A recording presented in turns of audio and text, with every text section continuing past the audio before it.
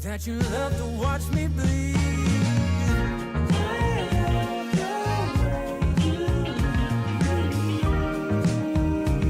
But not half as much as I love when you leave. I hate to see you disappear, but I love to watch when you're walking away from me. Walking away from me. Yeah, yeah. 'Cause I could be anything you want, I could be anything you need. Baby, tell me it's something real, and I'll give you everything. Every now and then wicked smile, you know I can't help myself. They play around with me for a while, keep tearing me up until there's nothing left. Ooh, it's obvious to me. Yeah, you love to watch me bleed.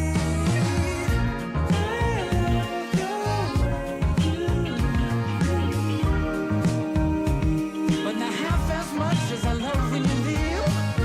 I hate to see you disappear, but I love to watch when you're walking away from me. Yeah, yeah.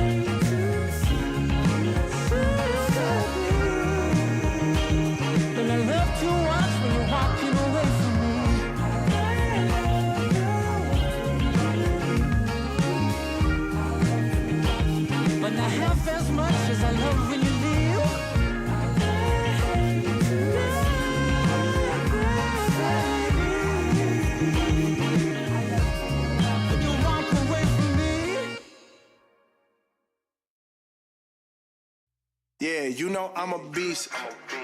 You know I'm a beast. Welcome to the feast. My whole team off the leash. We don't know defeat. Everybody eat. Hey, you know I'm a beast. You know I'm a beast. Welcome to the feast. My whole team off the leash. We don't know defeat. Everybody eat. Hey, you know I'm a beast. Can I run up the score, run up the board, breaking them all? Ay, ay, walking the door, you know what happened? We step on the floor. Ay, ay, coming from on, you don't want partners, you already know it. Ay, ay, put my mind to it, you already know I'm finna go do it. Ay, yeah, I'm locked in, and I feel like Mark 10. Ay, walking to a room, chest up with my chin. Ay, already finished for this joint, even begin. Ay, when is what I am, I cannot ever pretend. Ay, yeah, never pretend. Ay, back in the lab again. Ay, you when not touching the friends, ayy. You when not touching the kin, ayy. Putting the points on the board, I'm killing the boys, you know what it is, ayy. Switching the moves, no number two, I came in the win. They said I'm tapped in with the action, either got the master on a master. I can never move passive, I'm active, I can make them go ghost on this cast. But wanna know who running it, just ask us. On the track, I'm gunning it, I'm blasting this, that gas, like diesel, Shack and Dog. You know I'm a beast. You know I'm a beast. Welcome to the feast. My whole team off the leash. We don't know defeat. Everybody eat, ayy. You know I'm a beast. You know I'm a beast. Welcome to the feast. My whole team off the leash. We don't know defeat. Everybody eat, ayy. You know I'm a beast. Hold up. Pay attention, this is beast mode.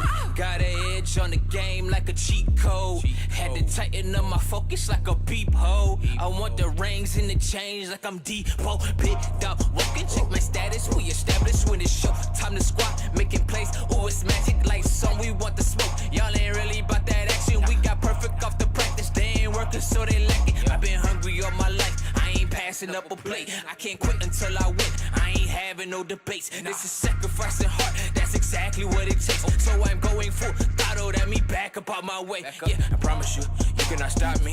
Now when the whole team got me, I notice how cocky. But watch me, I'll show you what horror got me. Parameters, you are not dealing with amateurs. You and your team cannot handle us. This is excellence. Rich, stand it up, cause you know I'm a beast. You know I'm a beast. Welcome to the feast. My whole team off the leash. We don't know defeat. Everybody eat. Hey, you know I'm a beast. You know I'm a beast. Welcome to the feast. My whole team off the leash. We don't know defeat. Everybody eat. Hey, you know I'm a beast.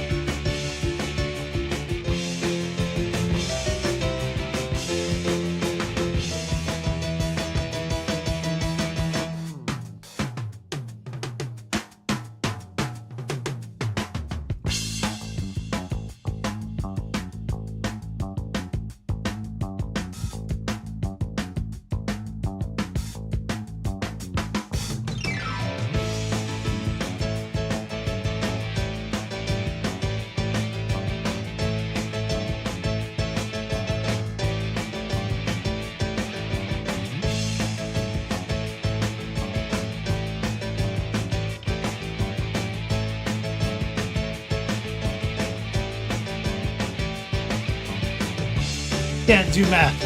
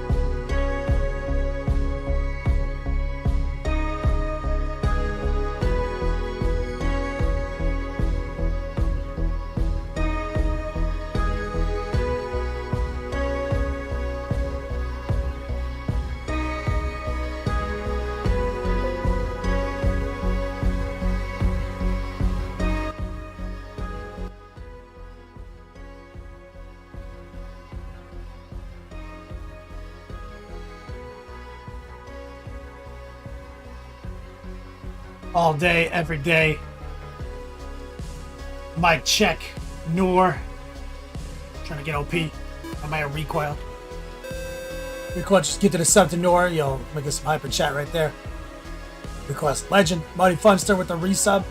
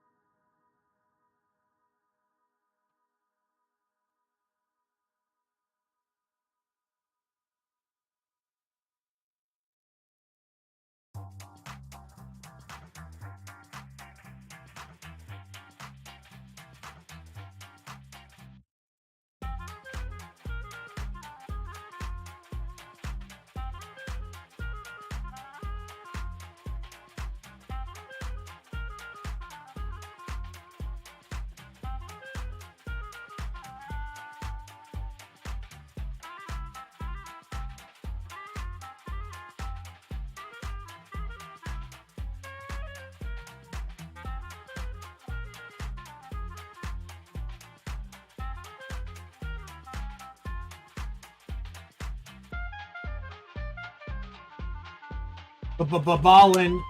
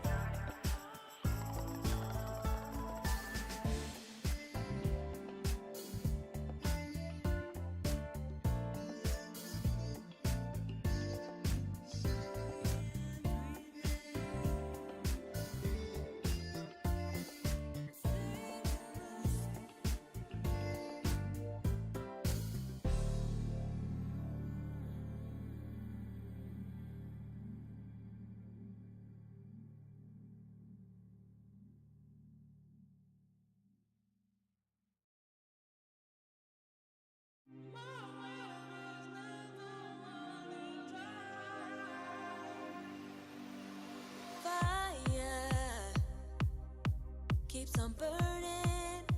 Hey, fire. Make another flame. Who say down to the wire? I might crash and burn, but I'll get up again. Higher. After wave comes another wave, like when they say my name. I can't take it, I won't fake it, no, 'cause my tears ran out. Might sink, but I won't drown. Nobody's stopping me now. And I'm breaking through the glass, running like never before. And I'll never move so fast. I'm running to whatever's in store. My river, my river, my river, never running dry. My river's never running dry. Water, like a wall, like a fall. I got so much to offer.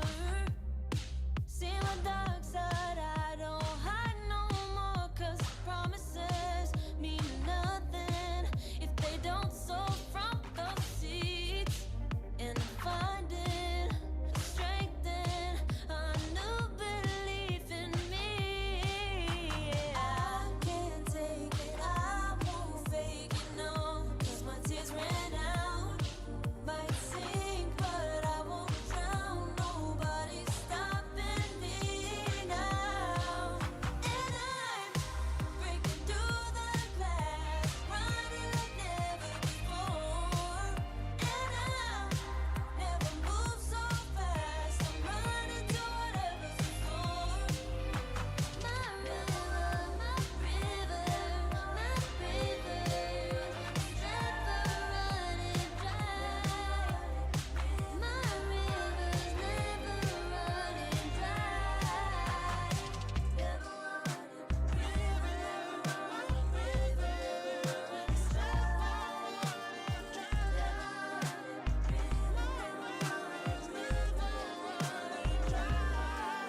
and I'm breaking through the glass, running like never before. And I'll never move so fast. I'm running to whatever's in store. Never running, river, never running, river, it's never running dry. My river's never running dry.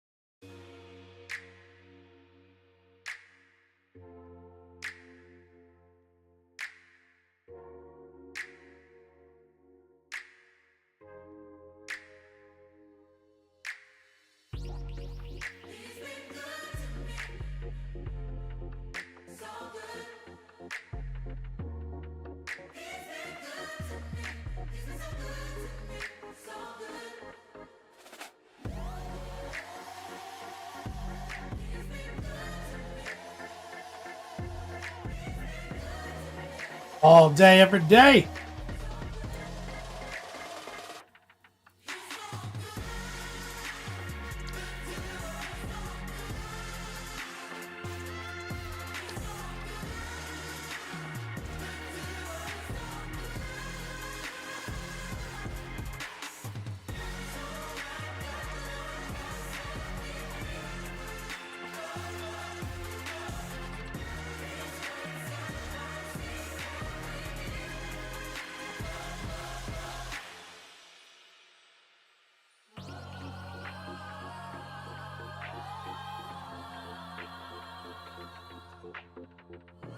Let's do it! Take your pants off, swim deep time today.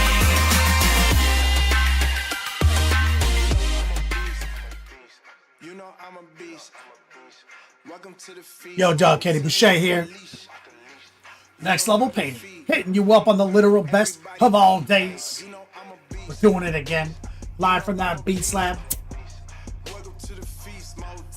Formerly the Hollywood Beat Slab, now the Citrus County Beat Slab, not to be confused with Orange County.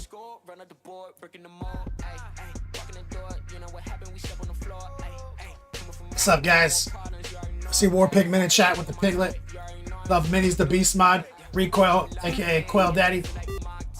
Templar tuning in 37 months. I get some love right there. The Sketch Master. Sormon, the White OG. What's up, brother? Fan Theo, thank you for the sub. Fan Theo. Nor Deuce. What's up, man? Got Renegade Chaotic Painting. Mo's Magic. Camo Specs Online.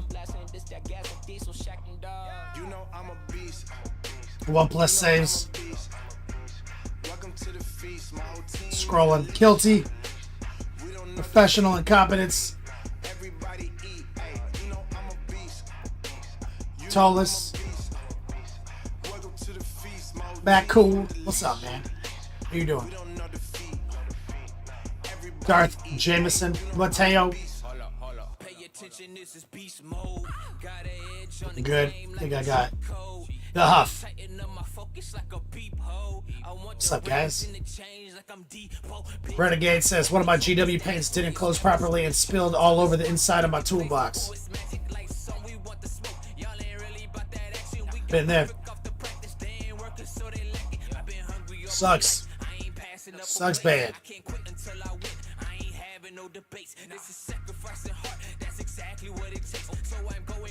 Pot skill.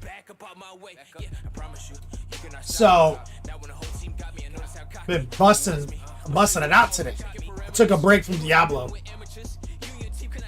This is the longest I've ever been this interested in a Diablo 4 season so far.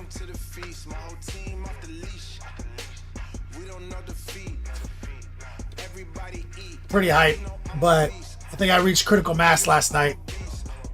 I was like, okay. So, I did the other part of my stuff. Took my Adderall this morning. I highlight reeled 14 videos where I go through the Twitch editor, I cut out all the game show stuff, all for the Lord of Change. So if you look now in the VODs, the Lord of Change collection, as it's referred to, I believe, is up to date.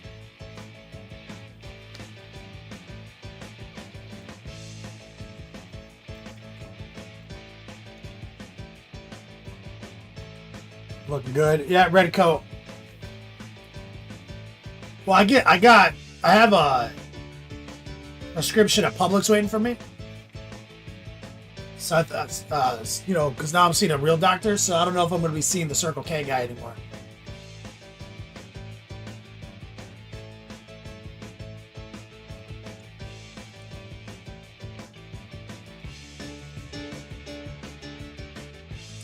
OnePlus saves. Who are you talking to?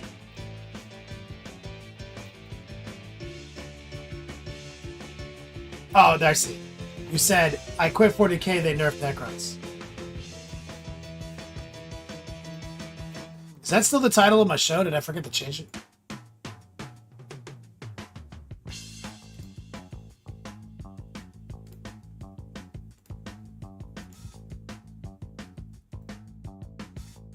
Monolith, 7-inch charge on Deep Strike? Hell yeah.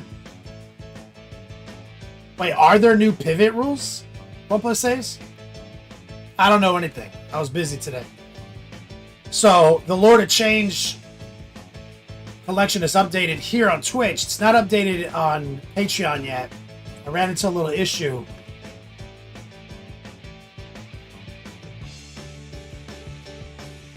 Model can turn for free. I was about to say, we've had that before in editions. There's got to be a qualifier for that because that's the problem. If it's on a circle base. So, does it say it can?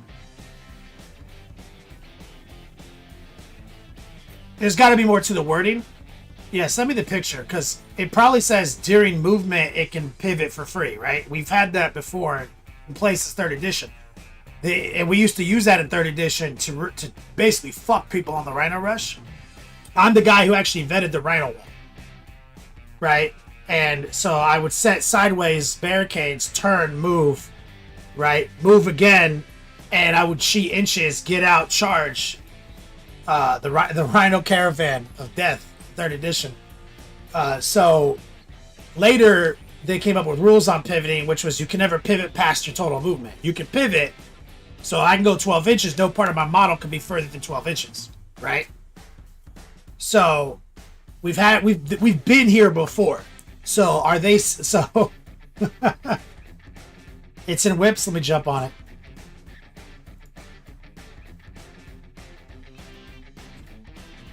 Thank you.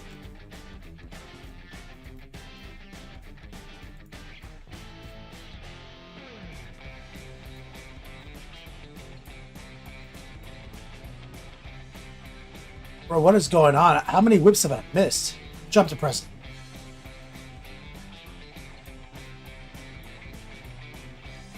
Wait, okay, so you sent me a picture.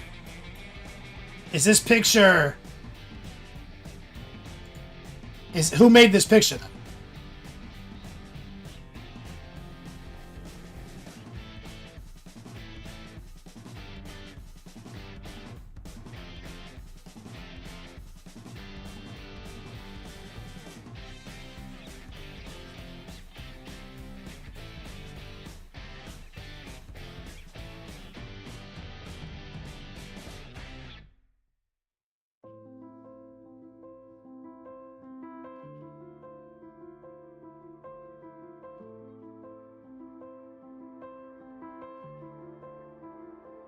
So, I was going to ask you that. So, you can rotate unlimitedly on a circle base and any move. And a charge move counts. So, yeah. We've had this before. We've had this before.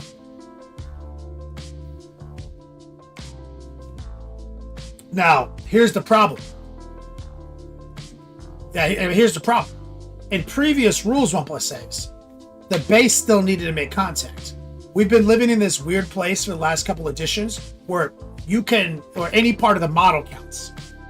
But let's say like 3rd, 4th, 5th, that was not the case. Base, like the thing on the base was irrelevant. The base is what mattered. If you can't see the base, you can't see the model. If you can't touch the base, you can't touch the model, right? And then that modeling for advantage became a thing in those eras.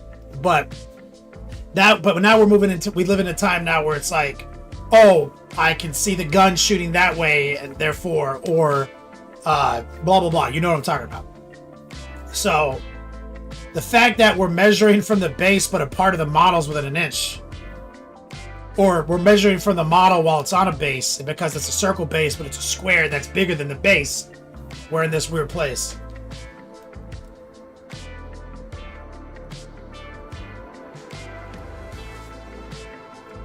Yeah, models that are not a circle on a circle base But and that's what's weird. Is like in previous editions, like for example, a Dreadnought, it's on a circle base. We would never say like, well, my arm, which is wider than the base, is now within an inch of your tank. So therefore, I've made the charge. We'd be like, the base, I didn't make it because the base didn't make it. But the arm can be within an inch.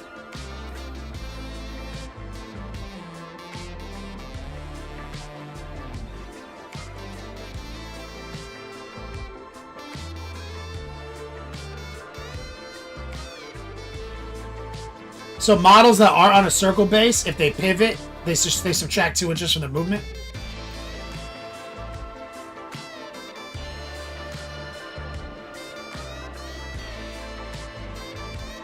Oh, that's interesting. 2 inches one time. That's actually kind of interesting. That's actually kind of interesting. So, if Lord of Skulls has 10 inches of movement, or 8 inches of movement, and I need to move this way, then turn, then move, then turn, and if I've had to do that before, I'm like, measure a perfect 4 inches here, stop, oh my god, here. Now you're just saying, like, I need to go around this thing, I go 8 inches, minus 2, I go 6, right? Like, whatever I need to do. I actually like that. Circle base is OP.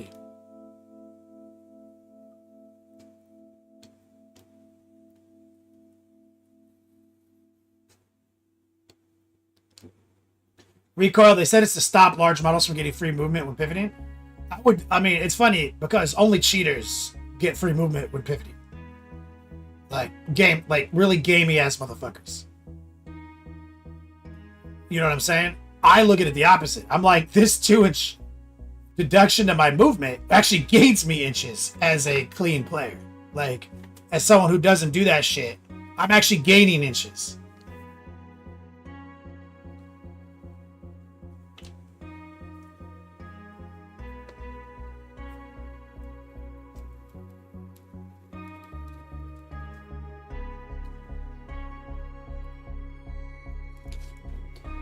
So if I have to make any adjustment in my angle. Yeah, no, that's actually a really streamlined rule. I love this. Now, I don't like the circle base netting inches. GW said that's performing as intended. That's what GW said. They address specifically this concern that the large models they're doing this so large models don't gain inches, but the model that there's a large model that does gain inches because it's on a circle base.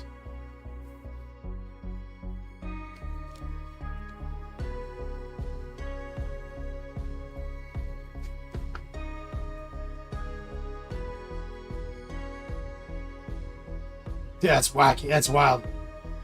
I mean, your ghost arcs are preposterous. Like, 4 free inches, bitch. Like, holy shit.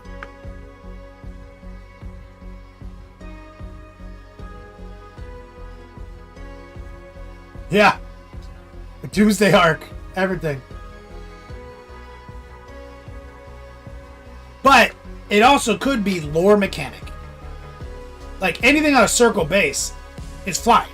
It's hovering, right? It's got propulsion and lift. So it should be able to kind of spin around as it moves, right?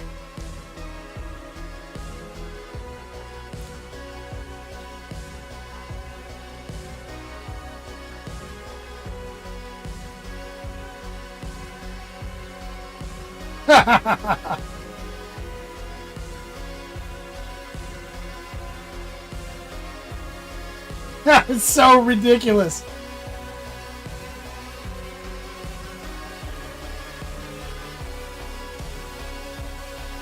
That GIF is out of control.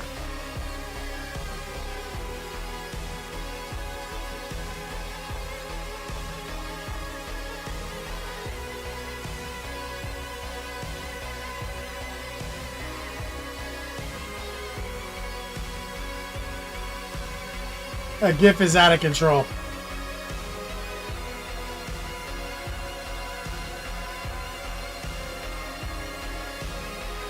Bull Vay Graybeard. What's up, man?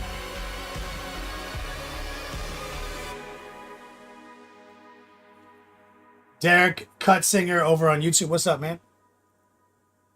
Yeah, we multi-stream, brother. So I'm live on multiple platforms. We're on YouTube Live, Twitch Live, Facebook Live. The action's on Twitch still, but, you know, there's more people on Twitch at all times. It's like a ghost town on YouTube. But thank you. Graybeard says, listening from New Zealand. That's badass. Well, that's interesting news. OnePlus says, thank you for the update. So let me get back to my thing. So Patreon. So I'm uploading the Lord of Change videos. We're current. I got them all edited, downloaded. But my Vimeo is like being a bitch. It's since the podcast. I can't, like, I have an open ticket with them. So I have to use the Patreon video player thing. So I can't just do like a mass upload, then do one post. So it's going to be a lot of ding, ding, ding, new post, but they're filing into a collection. So today, 3 posts are going to go live at like right after we're done. Like 8, 801, 802. So that's like sub-assembly priming, airbrush day 1, dry brush day 1. The first 3 installments are going to Patreon tonight, and they will be in the new Lord of Change collection. So you're going to get dinged. I put a post up on Patreon. You're going to get like 3 emails. So like, don't cut my head off on that. You know what I mean? Like, sorry about it. And then on Monday, I'll do like another 3.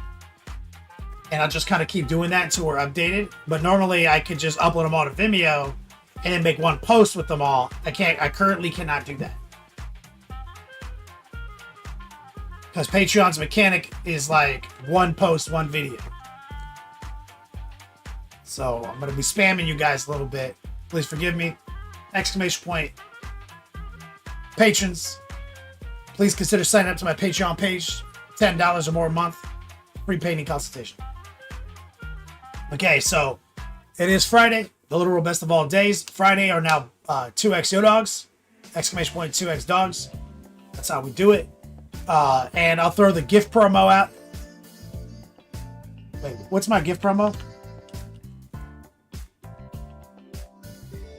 What does it say? The top D supporter. Yep. So, whoever the top D is tonight can collaborate with me with generating a new one-of-a-kind alert gift for the channel. It can be a follower alert. It can be a subscriber alert, donator alert, whatever you want it to be. And we'll workshop it together. Torgen, what's up, brother? Like, for example, here's a subscriber alert. It's been that way for 8 years. It's just a picture. You could be like, I want a new one. Let's do it. Let's design this shit. John Cena style. Replay. I specifically pay for this man. ! 2x dogs. You're going to get double Yodogs today for support. Templar, what about a boner alert? You want me to alert you whenever I get a boner? Or like, I'm confused. You mean like a dick pill themed gift? Yeah, that's on the table. It's whatever.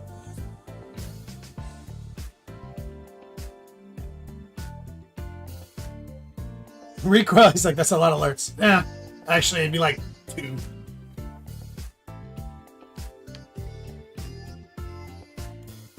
And the wish list is still active, the pre-K ESC wish list, until further notice.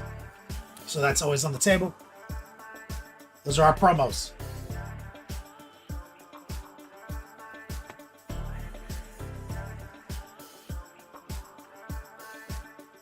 Oh yeah, and so going to Gatorland tomorrow.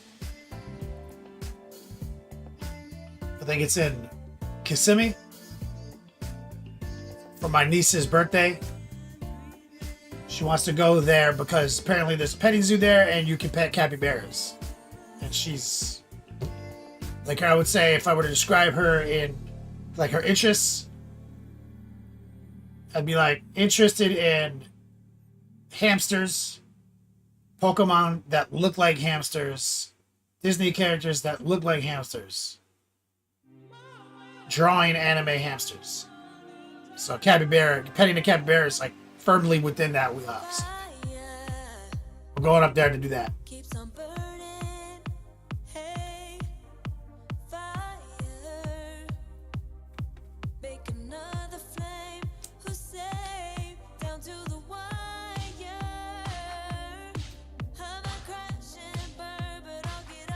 Yeah, she likes hamsters. That's right.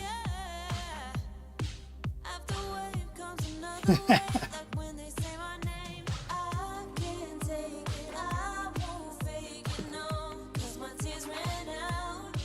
Might sink, but I won't drown. Nobody's stopping Kid likes hamsters. me now. And I'm breaking through the glass, running like never before. Locking into the obesity cradle. Never move so fast. I'm running to whatever's in store. Yeah, I did like 1 billion seconds of video stuff today.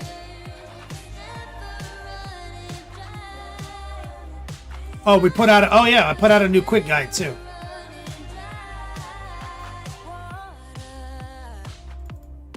Like a wall, like a fall, I got so much to offer. New Patreon quick guide just went up too. See my dark Getting a lot of momentum on these. The quick guides are currently available to free members on Patreon. if they don't It comes with this concise picture like this and a write-up. Concise, not more than 2 paragraphs.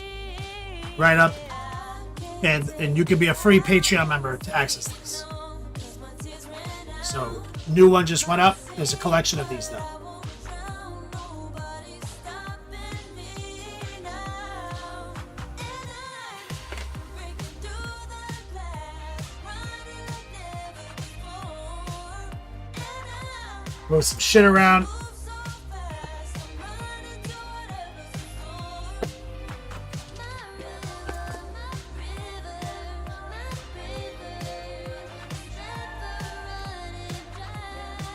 Requests, do they save okay? Yeah, you can I attached the picture to the post as a download, and you can just copy paste the text body in the actual post if you want. It's no problem. Some people say they do that. Breaking through the glass, running like never before. Darth Jameson. The 14 years as a parent of 3 monsters. Do you know how many hamsters have thrown out in the trash? Way more than buried in the yard. Oh.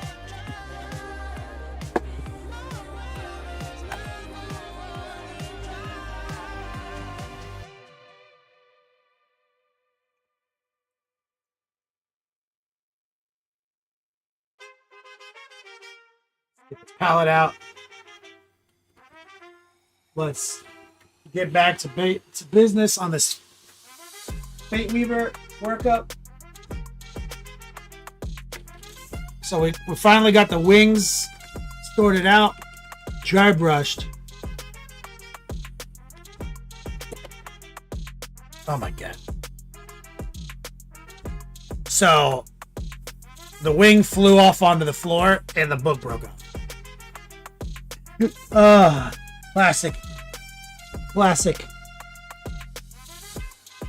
Okay, so let's figure out where everything is so I don't break it. Book broke off, no problem. But the wing is literally under my chair. Got it. Laid it on the carpet. We're okay. We're okay. I kind of had a suspicion gluing the book on before I was done was going to result in that occurring. So we'll just leave it off. It kind of hangs up and it's kind of in the way.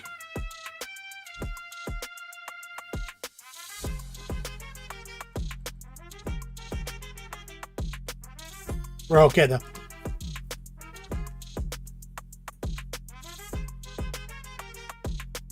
Love Minis. Is Pop Goes the Monkey going to send you some of those Carnage Kings to give away? Maybe. I haven't talked to him about it yet. Pretty cool. It's an official next level paint job now. That's right. Models aren't done till you drop them. That's the rules.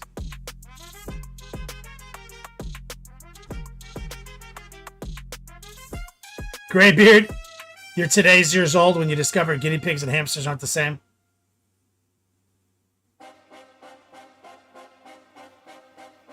Heard that. Living Tribunal, best way to transport models? Depends on your needs. If you just drive places, magnet trays. There's lots of companies that make them. You can just Google magnetic carrying case. Those are really good. But if you fly, I use battle foam, and I use like the 428. That's what I'm always trying to get to work. They have a new one I was looking at. I wrote it down for future Kenny to look into because my current project won't fit the 428. So I'll keep you guys updated on that.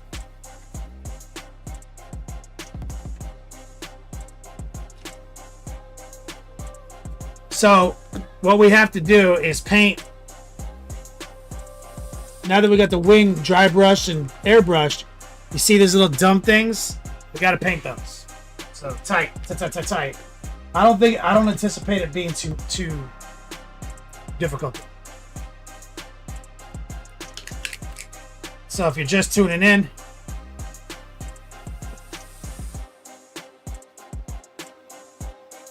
our gold workup for the model is followed golden brown,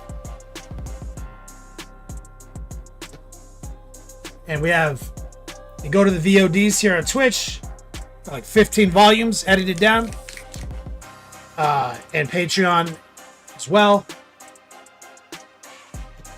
so you can go back and watch them. That's burnt orange.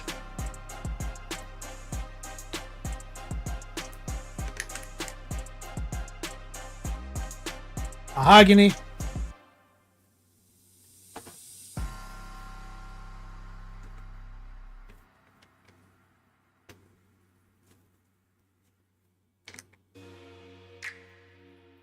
God damn it.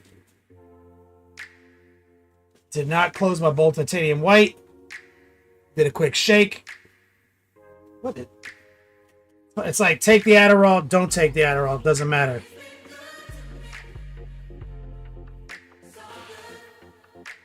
But it's funny because I shook it like one time. Only like 8 drops came out on my pants. And I ruined my Dickies shirt the other day doing that. With the fluorescent orange. There's some white. Spilled all over my hands. 2 paint mishaps this week, Rico. Yeah. I'm all over the place, man.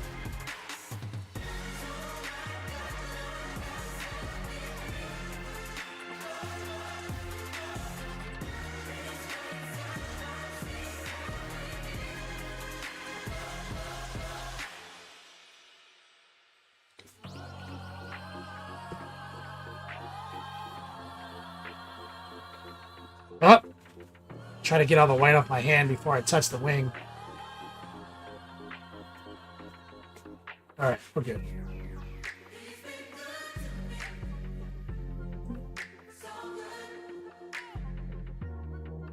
You know what I'm gonna do first? This is the inside of the wing. Do I play demons in game? Could show?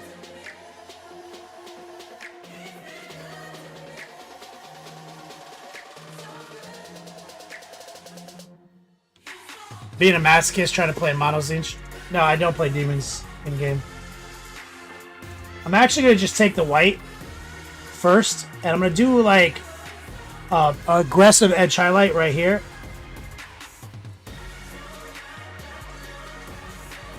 High opacity, low moisture.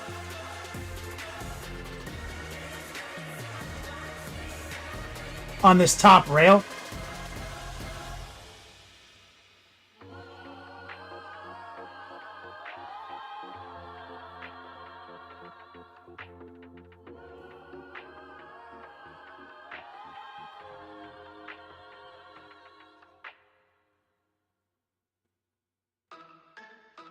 We're using the side of our brush. High opacity, low moisture, right in the rail.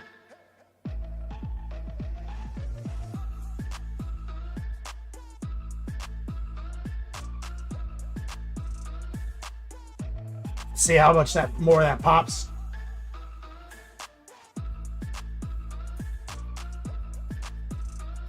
What the fuck? Did I not clean that? What is that? God damn it.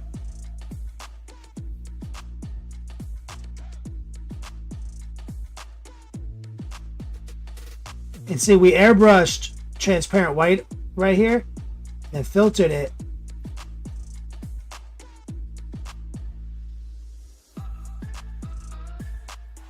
And see, this extra white we're laying down is dope.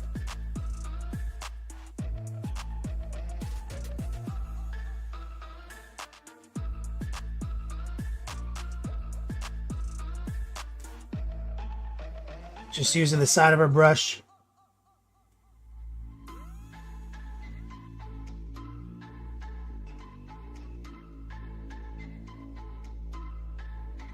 Just hitting the tops, you see? I'm not going to worry about it from the other viewing angle. It's good enough. Just trying to cheat the front here.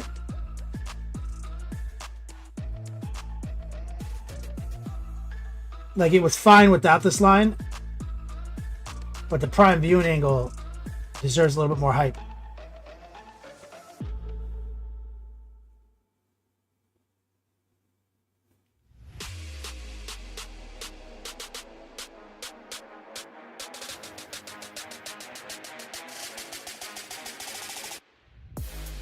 Now I'm going to turn it this way. I'm going to catch Renegade, apart from those nerdlings in the back line. That's right. Lemon Tribunal, can you basically use any kind of paint to airbrush? Yeah, basically. You don't need airbrush specific paint at all.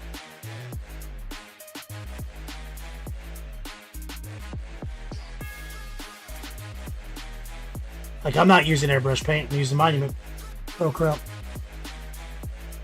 So I'm trying to catch these little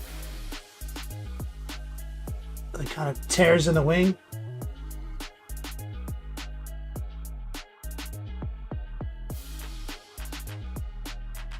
And they've been dry brushed and they look good. Just trying to push it one step further.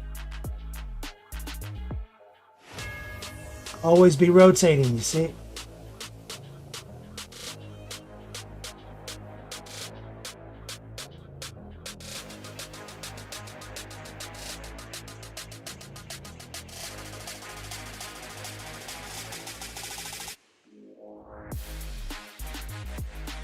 Now there is a problem right here. Looks like I never scraped this line right here.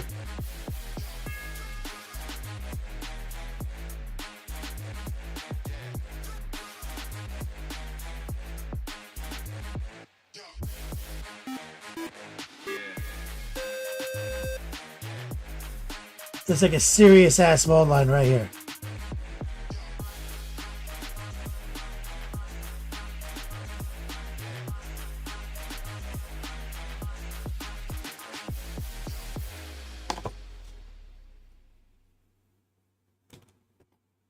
And just carved it down.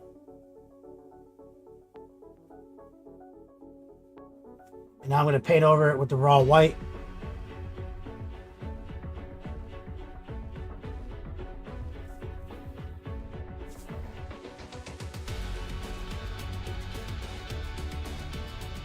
Razzer, what's up, brother?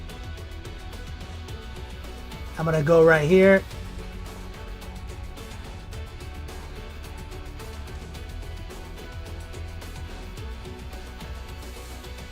Actually, let me grab a little of the stock magenta. Sinford Game, Grazer, what's up? I'm gonna grab a little medium, aka Noosh. This shit right here.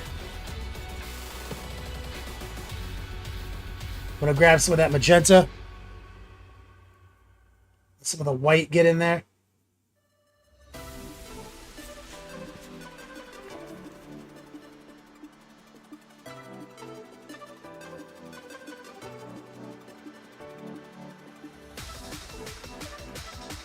We're just going to carve in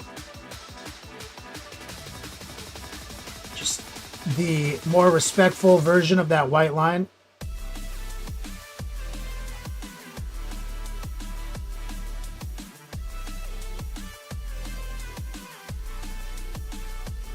Grab a little bit more white as needed.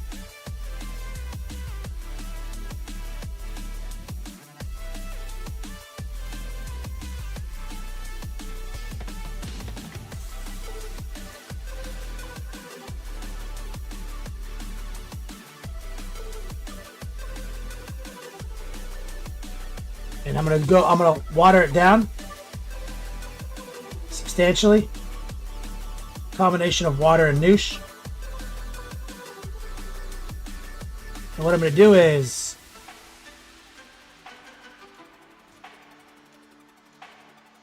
put it like drag it in under the vein to give it a little shadow.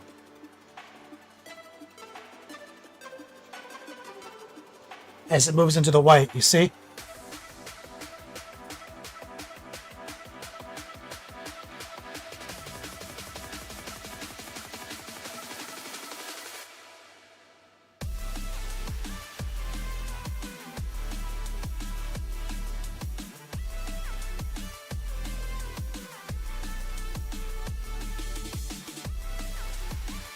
And we're just using the heart pull for that.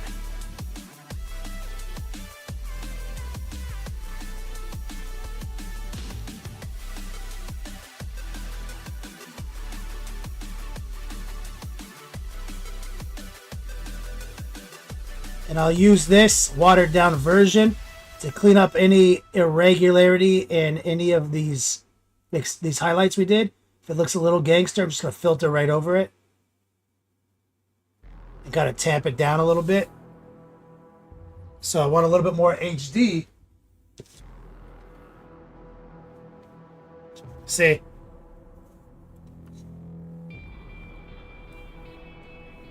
Just a little bit more definition, you see? That's it. Shout out to Lexus. Thank you so much for the follow. Alright. You know what, I might keep that going a little bit because I kind of like what that's doing to the end of these wings. These wings do matter. So like right here, I'm gonna send some of that pink inside these recesses, where basically the white is just in the inner recess. So I'm just gonna shade it slightly.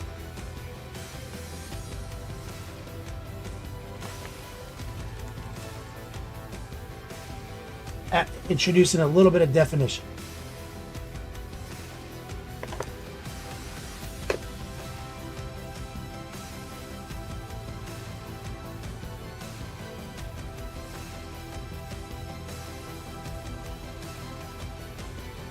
Just using the heart pull and extremely low opacity magenta with a little white in it.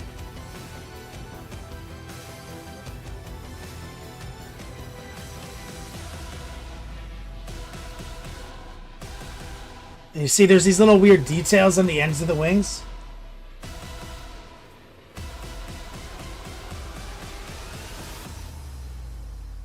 Hello, Lexus. Just chilling. Working down on this fucking wing, bro.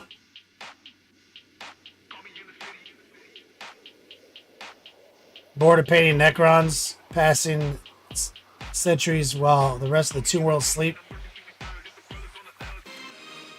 Oh, board paired to Necrons. Oh, is this a joke? Interrupting God's Flare, second. Interrupting. Bro, you're ridiculous. Love it. Let's take some white and just touch these little doodads on the ends. High opacity, low moisture.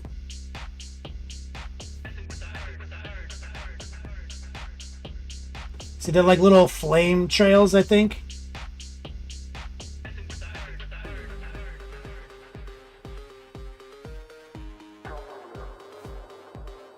And I'm not doing the whole wing. You see, I'm really just focusing on these tips. Because our dry brushing is gonna do the heavy lifting here on top of our airbrushing.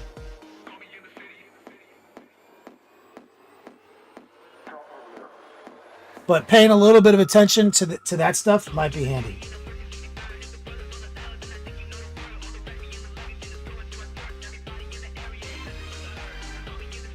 And we're using the tracer to hit these deep furrows. Like the edges of them are very pronounced.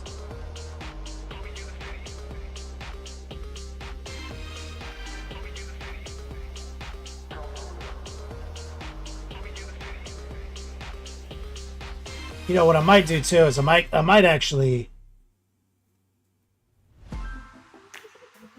God, I just don't want to get bogged down on the swing. No, that's it. We're gonna cut it off there. I don't want to get bogged down on it. That's good. That's more than enough.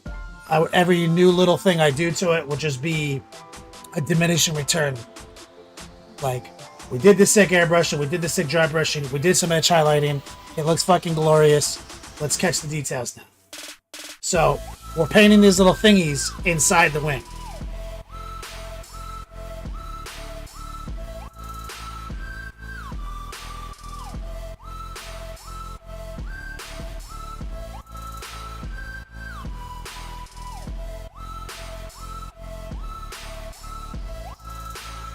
So we're going to take burnt orange. Oh, actually, hold on. We have a trick for this first. We're going to take watered down mahogany.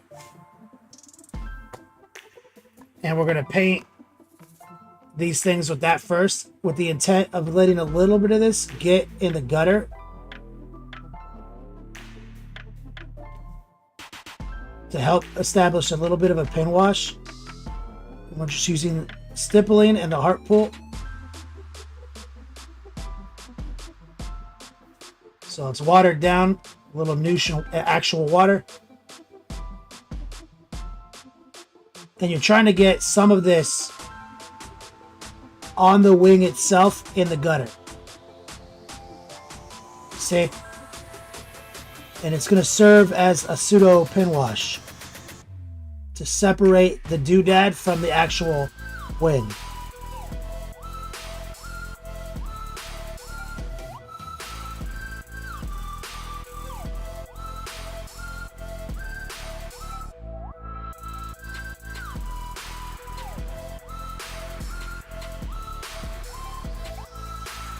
And since there's a little minutia in the mix, I can kind of reactivate it and push the moisture around if it doesn't look good.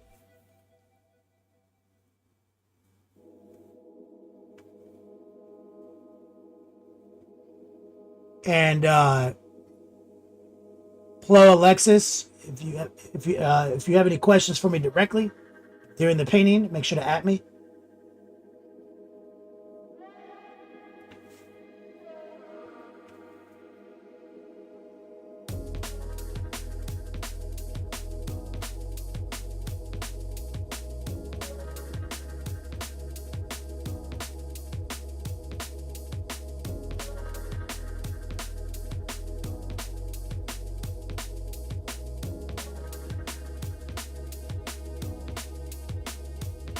See, just a low opacity.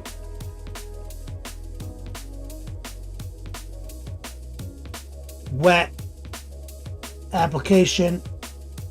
Kind of like a wash, a thin down wash technique.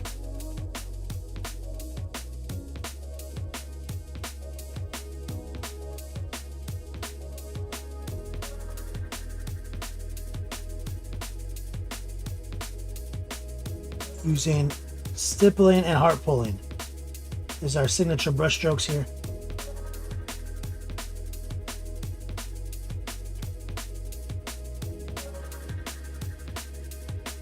Recoil.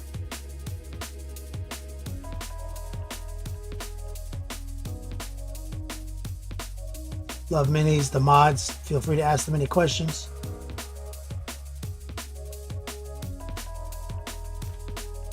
All right, now let's go back, right? We've got the golden brown, the burnt orange.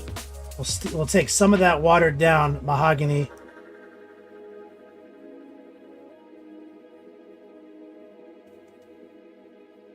And now we're high opacity. And we're just going to paint the top. using the tip of our brush and just kind of skirting around the real estate.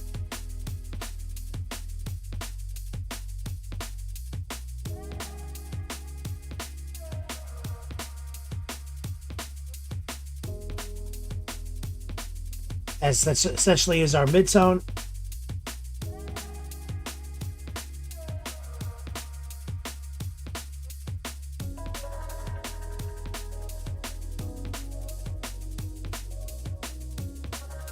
We're rotating.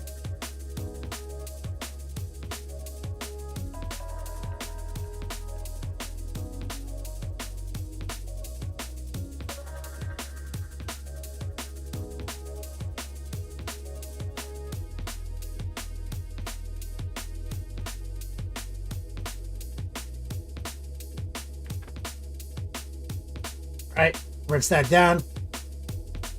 Request like Kenny. Let's go to pure golden brown. Do a little bit less.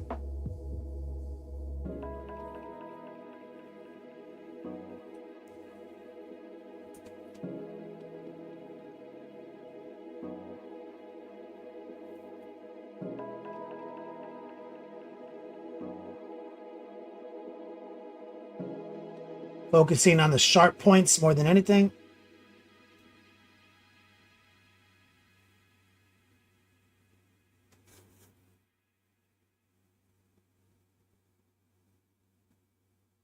Running a little tracer right there. Little heart pull.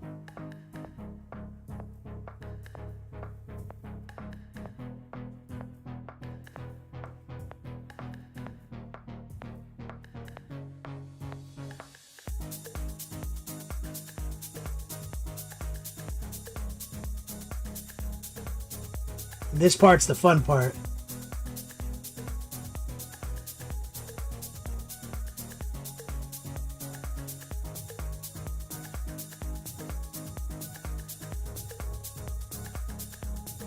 There we go.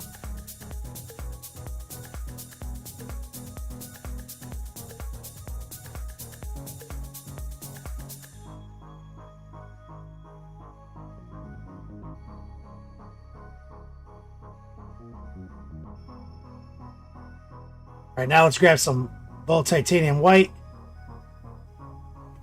Going for the finish.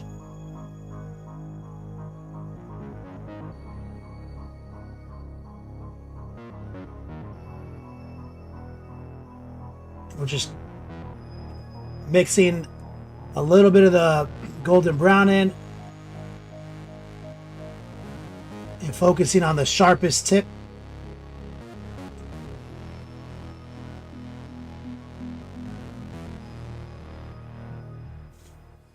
Creating a layered transition.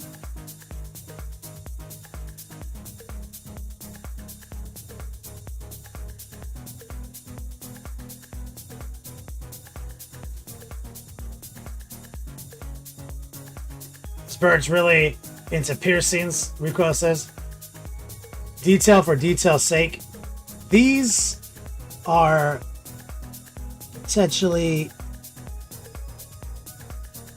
as you say.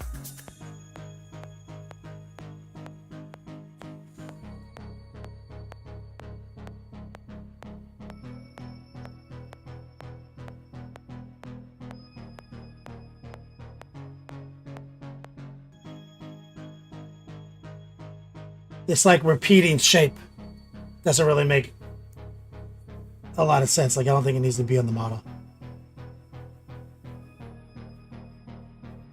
Let's grab more white, no golden brown. It's just straight up white. We're also going to stipple the little jewel in the middle.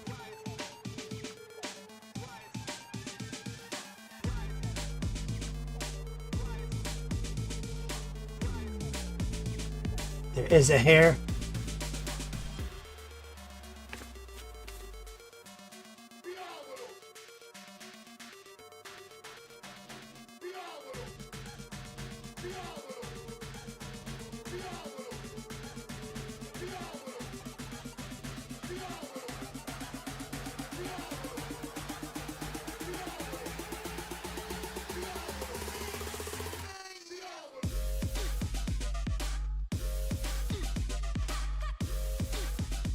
There we go.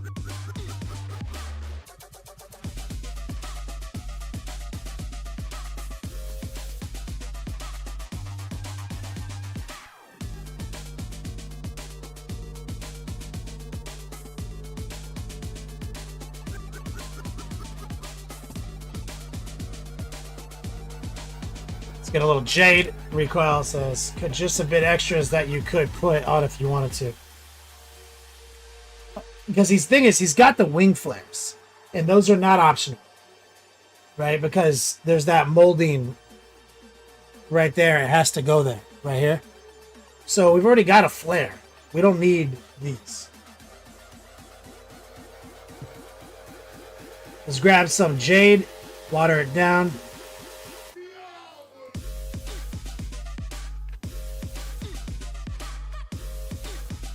We're just gonna...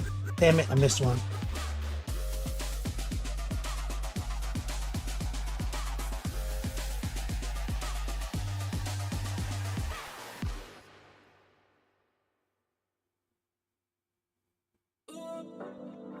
Didn't use enough water.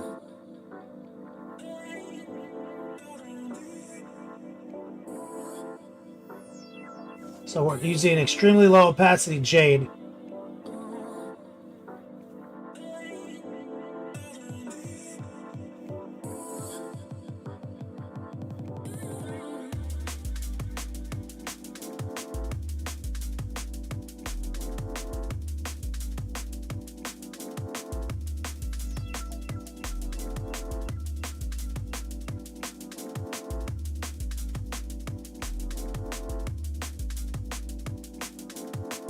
And I forgot to hit one right here.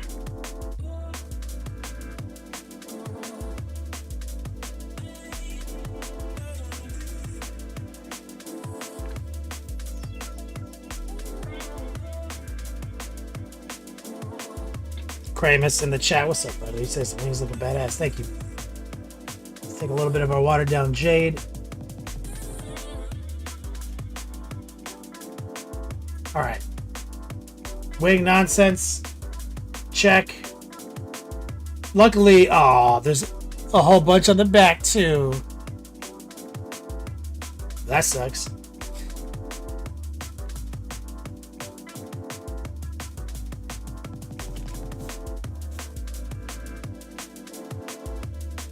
That seems necessary.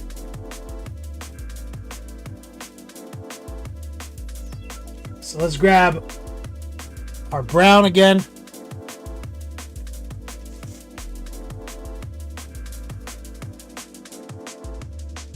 Little moisture. Little noosh. I'm gonna upgrade brush size. I'm gonna try to get this done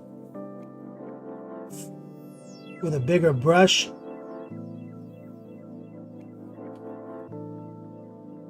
And I'm trying to get that. I'm basically washing these things with mahogany so that I can get a little border in the gutter around the shape. Frames and borders. If you painted this thing precisely with the metal effect and there was no dark shading between it and the wing, it would look less good. Dark borders are the most important thing. And using the mahogany is great because it will blur right into the warm magenta feeling that's already there and be very natural and serve as a base coat to our actual gold workup. And what's interesting is even the low opacity brown over the magenta, do you notice how it's you know, you can see through it. You can see the magenta, highlight, dry brush, everything. And you see how brown is always proven itself to be the best color because this filter of brown over magenta, dry brush, white, where you can still see the magenta and the white through it, actually looks kind of tight.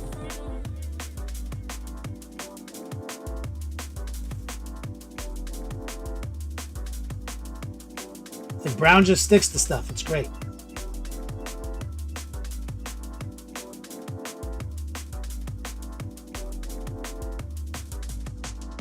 We have a whole video on brown being the best color.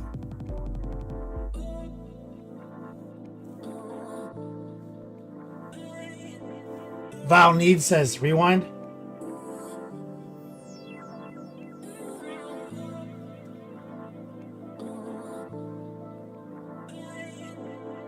So low opacity, wet mahogany. Stippling it into these little shapes and trying to create a border, that gutter, and get coverage over this magenta. And there is actually a little color theory at play here. You guys have seen me paint like Commander Dante magenta, right? And then I made him yellow afterwards. Remember that video? Or Templar's Money in the Bank gold chrome video?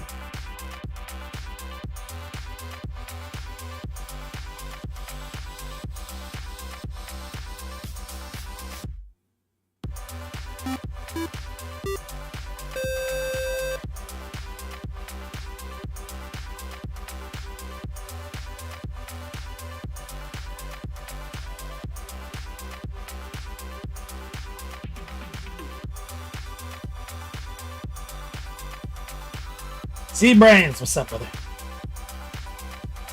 So there is a little color theory at play here.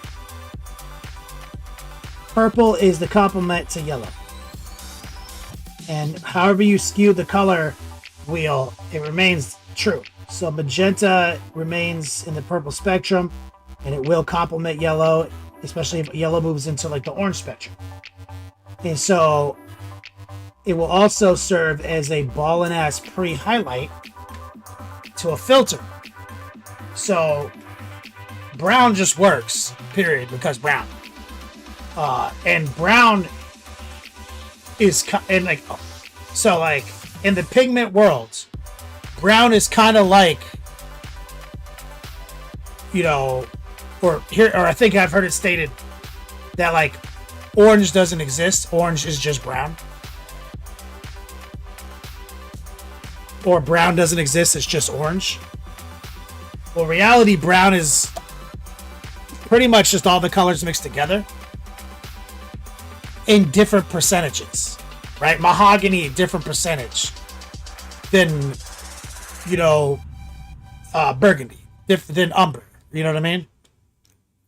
So they're all there. They stick, they work. There's a relationship to every color.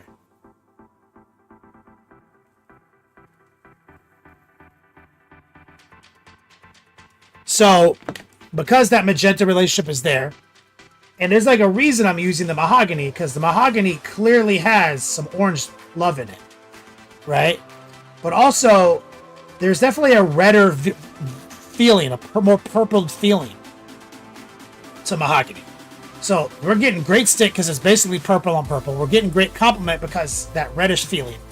And then the second we start moving into the yellow spectrum, that color theory starts to really show itself off, right? So we're going to move into our mid-tone range, which has more orange, more yellow, essentially. And now we can kind of just haphazardly dump this on.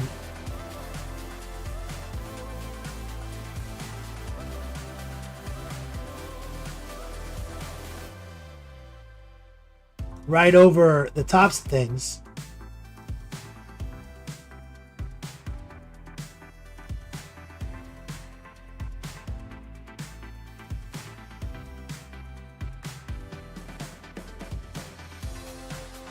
No problem. And you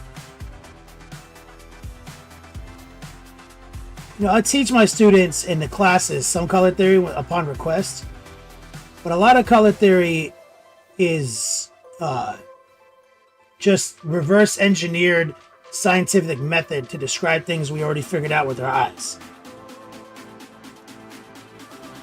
Right?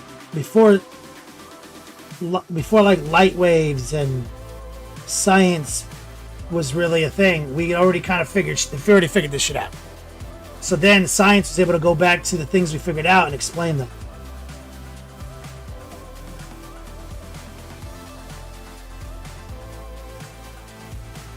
And I tell my students a lot of times, they're like, you know, the big question is like, how do you pick the colors you pick, or this or that?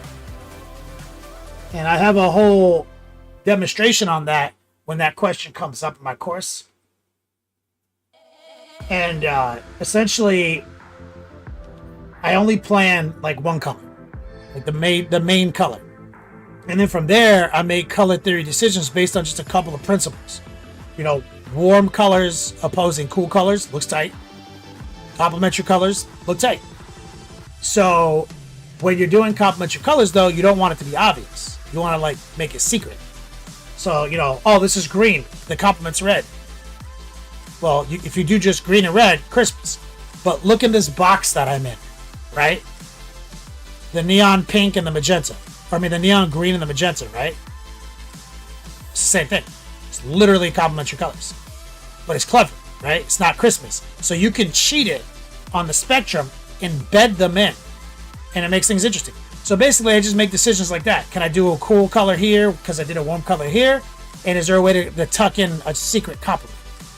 You know? And so this pink-purple spectrum that we live in is the complement to yellow. But I'm not using yellow. I'm using golden brown, which is a sneaky yellow, right?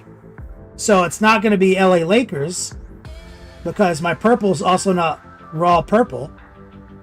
It's a sneaky purple,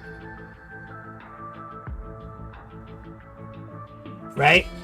Oh, and blue is a cool color, and you know there's red in this spectrum, right?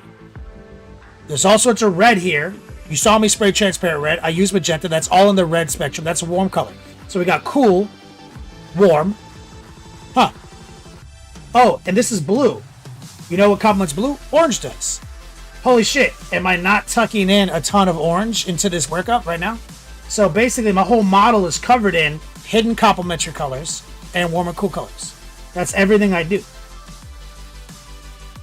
I don't plan it. I just look at the geography we're in and I make decisions from there.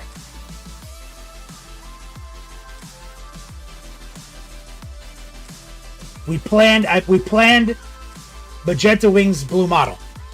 We knew that was always going to be the play. But how I do these final executions throughout the model are informed by just those simple concepts.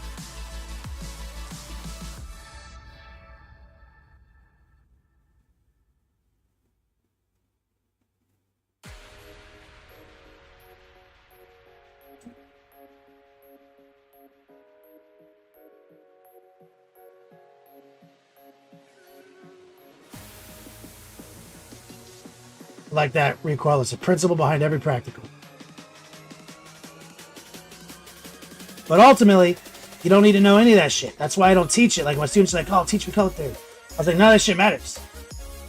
The only thing that matters when you're painting 32mm models is the dark recesses are dark and the edges are bright. Everything else is bonus. So we must focus on what matters the most. That. You can embed color theory later, but if you're like, I just want to know color theory so I can make models better, but you can't make the dark shit dark and the bright shit bright, like reliably and cleanly, I don't care how dope your color theory is. Your models look shit. You know what I mean? Models have to be in focus. They have to be defined. Contrast is the most objective rule of art. Color theory is not. Like, all that shit I just said about fucking color theory is literally nonsense. It doesn't mean anything. Because all sorts of color combinations look dope that have nothing to do with color theory.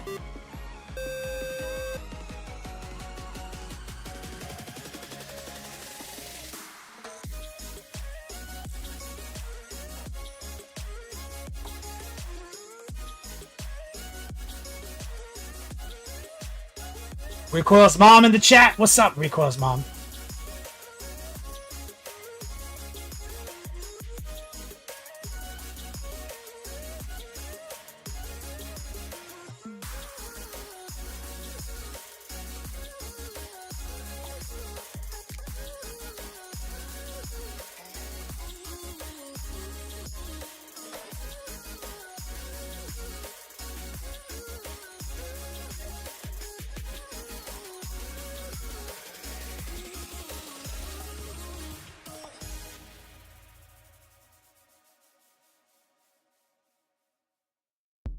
Plo Alexis.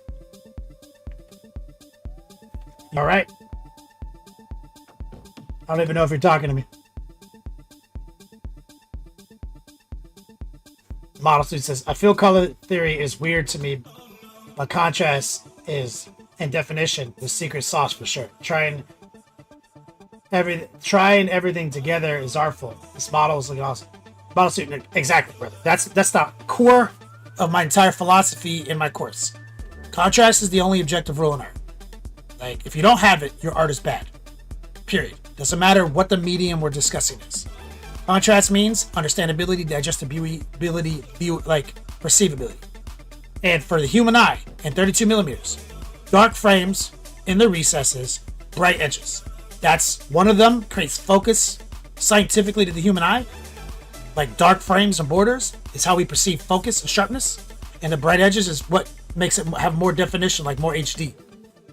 That's it. Everything else doesn't matter. You can pick just carnival colors. I don't give a fuck. As long as the recesses are dark and the edges are bright, shit's fucking banging. That's what matters. Color theory can, be a trap for a lot of new artists in this market. And I tell people too, I don't train artists.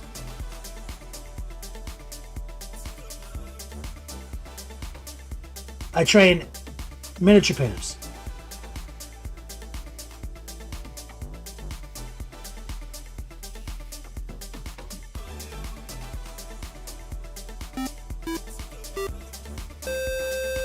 High opacity, low moisture, white mixed in with the golden brown, and we're just touching and stippling at the sharp points using mostly modified tracer technique and stipple technique. We're not making no attempt to blend this at all. There's no blending at play here. This is just layered, progressively moving toward the bright spectrum in our work. Model Student says, you are the bomb, bro. Thanks. Albatross, thank you for the follow. Mojo Flow says, the dark in the middle, light on the edges, or is it the way around? The dark, think about it like frames and borders. Every object, every piece of real estate that is three-dimensional on this object must be framed by borders. So one of the reasons we went through with the dark first was to let some of the mahogany spill. You see how there's like obviously a dark line between this object and the pink? That's the border. That's the frame. The dark frame. It typically exists in the recesses between physical real estates. Okay? Now, we've done a lot of cheating on this wing because we're not going to install a dark recess in all of those feathers. What we did was we airbrushed it sick as fuck, and in the dry brushing brought the edges out, and we're just saying how dark it is in the recess. This is how dark it is in the recess. But I could absolutely generate more contrast on this wing, but there is a sunk cost fallacy and diminishing return. So it's dark enough in the recesses, bright enough on the edges.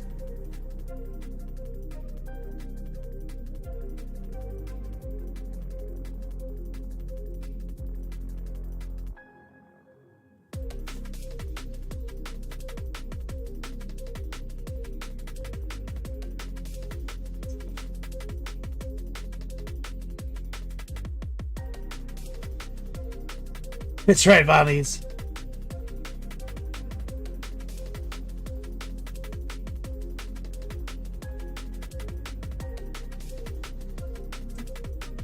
You don't need to know a lot about color theory to be good at this.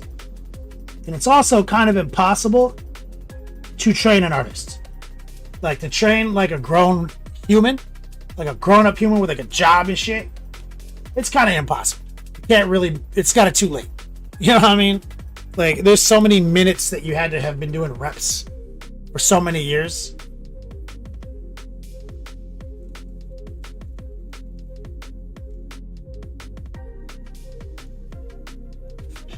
Kramis, color instinct.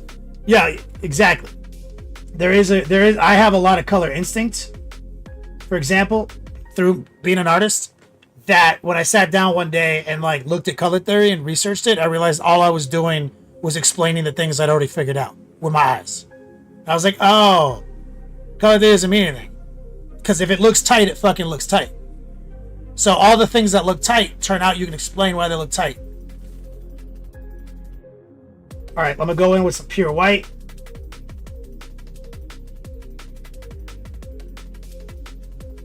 And hit the gem.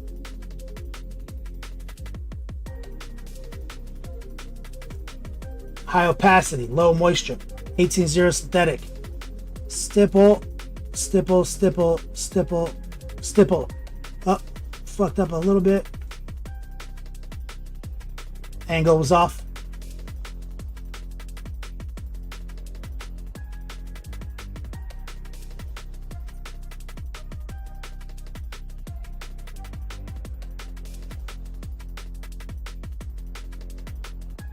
It's just raw dog paint.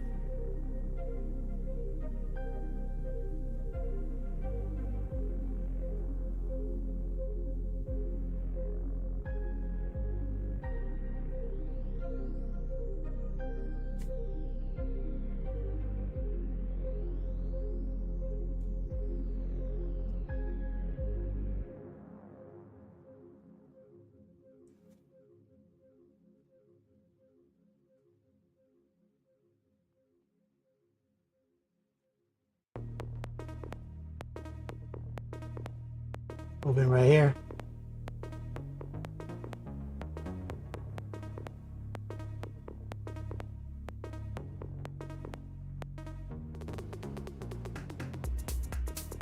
Some heart pulling right there, some tracing right there.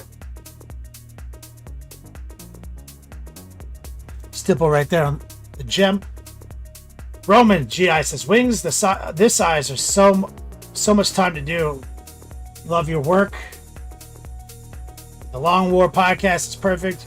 You are integral to the guys. Thank you, man. I mean, yeah, I'm the editor of this podcast, so like, I'm the one who does the broadcast, and I'm the one who does the downloads, edits, puts it into the RS feed. So I'm integral, yeah. And Rob does the distro, so he's also integral. But the show doesn't happen if I'm sick, because I'm the one who does the edits. So I'm not saying I'm the most important guy in the show, but I kind of am.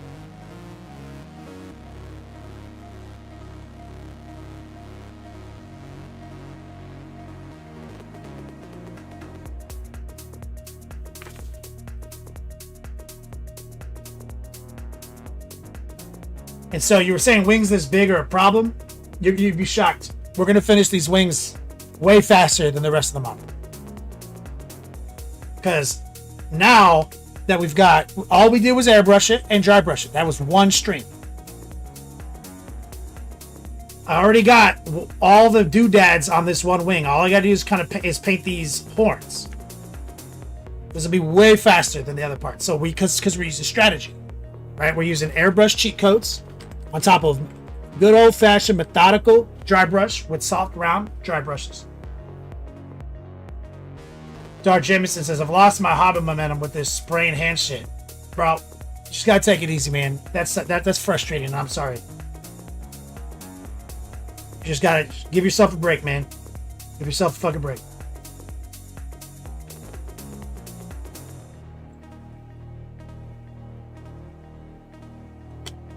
So, last thing. Let's go back to the jade. We're just using stock jade with a little moisture in it. We're going to stipple these gems.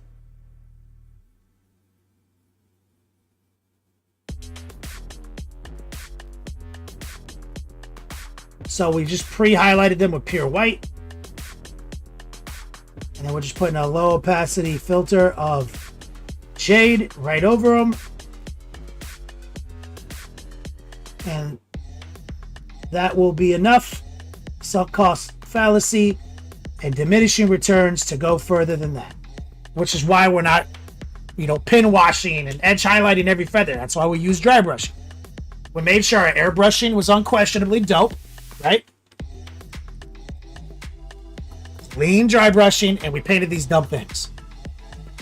No one's gonna call us on that. You know what I mean? And you see, this took a billion seconds. Roman, that took a billion seconds. And when I say a billion seconds, I mean in like straight up 30 hours. That's 30 hours of painting. 30 hours of hands-on painting while I'm describing what I'm doing as I'm painting. And little moments like this right here. So maybe I can get it down to 25 hours. That's 25 hours potentially. But it took me 30 to get to this step right here. And it includes this book too. Which, you know, look at that thing. That book is a whole fucking model. This book is as big. Look at this.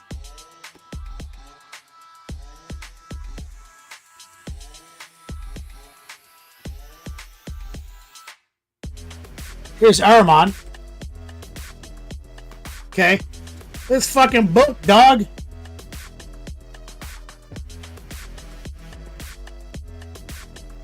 This book is as big, fucking practically as big as Ahriman.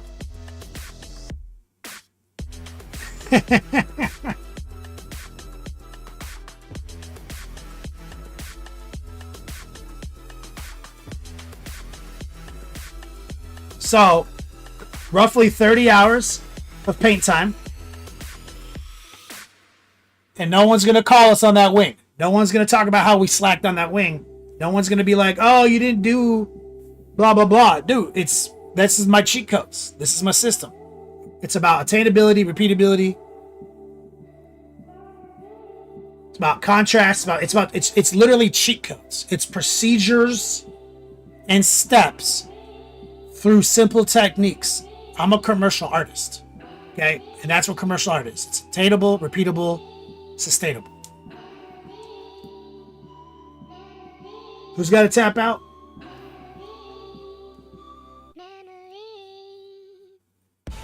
Model student. I'll see you later, brother. Okay, Kruger, what's up, man? Roman, yeah, this is where the contrast at, brother.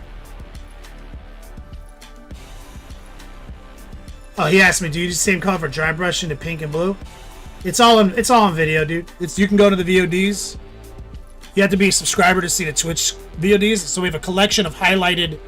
We have a Lore to Change highlighted section where I cut out the game show shit. That's in there right now. I actually just finished editing all those. There's a collection right now. And that collection is going to start moving to Patreon tonight. And you can go back and watch the long form content. Every step has been filmed, brother. This is sponsored content. Shout out to Sunshine Grenadier. He paid for this content.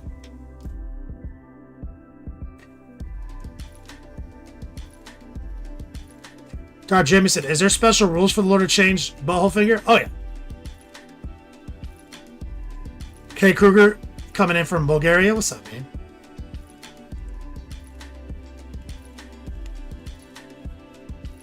So, look at that.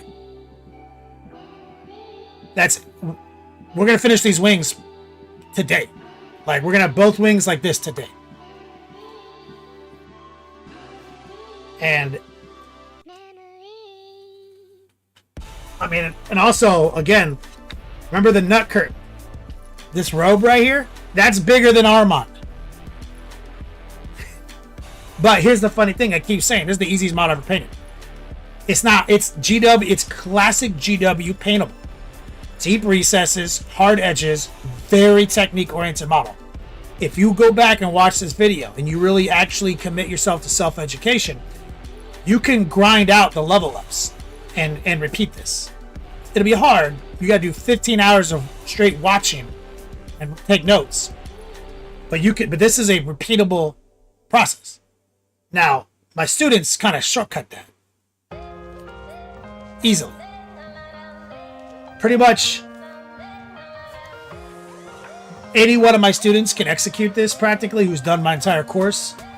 You know, to different degrees of sophistication and clean edges. Like, but Templar can paint this. His edges won't be as crisp as mine, but that's not his style. You know, his lines won't be as tapered as mine, but that's not his style. He could absolutely do this justice.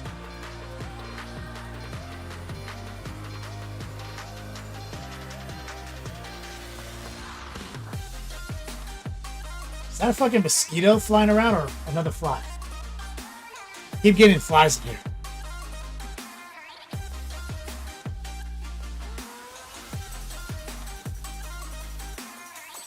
Okay. Let's take a quick whip break. And then we'll go back, and then we'll get to the other wing. Okay, we'll close up the wet palette.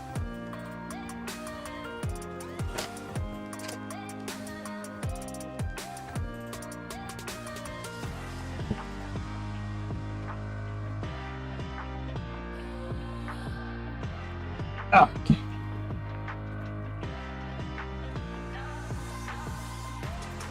Exclamation point whip. If you're new here, join the Discord server. Share what you're working on, what your whip is, what your finished project is. We'll take a look at it right now as a community. Templar says, someone at game night asked if I do commissions. Yeah. You and 90% of my students. That's how it works. Because you start showing up with models that they can't mentally wrap their head around.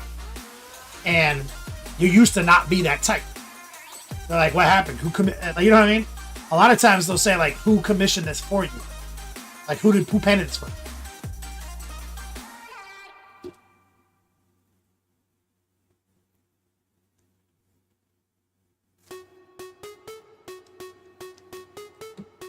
Okay, Kruger says, I'm currently in negotiations with the creator of the figure for the Court of the Dead series. This figure's called Kerr. Try to buy the STL file. They won't give it to me. I'm sorry, brother.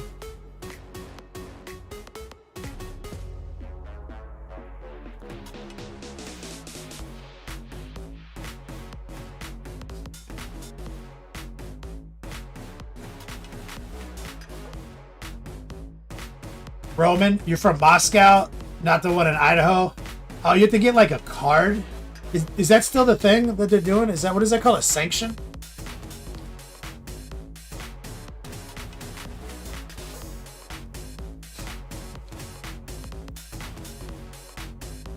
So you can't, I mean, you're fine. Can you're, oh, you're watching me on YouTube right now.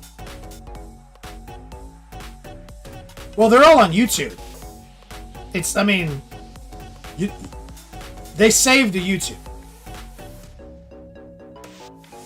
Roman, GI. They saved the YouTube too. So like, you technically, you could watch the long form content on YouTube. Just go back. It's been like 15 episodes. So just skip the podcast one. So click on my videos and you'll see all the videos going back in time. And we do a podcast every week that's on there. Oh no, I take that off. So like the last 15 videos I've done on YouTube are this project. It's not edited or anything. You know what I mean? But you could just do it. You can do it for free on YouTube.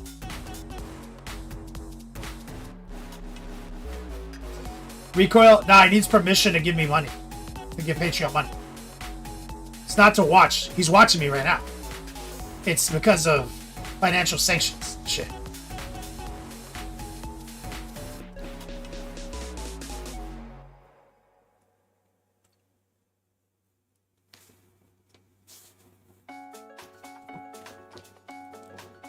A lot of like Russian content creators got fucked.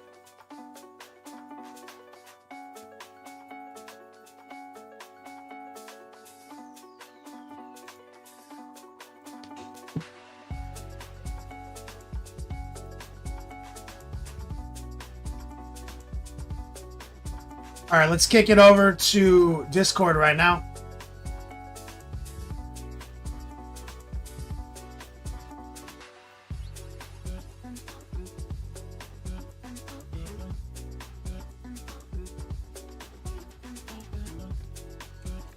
Oh, you posted a little video for me for Pigment on.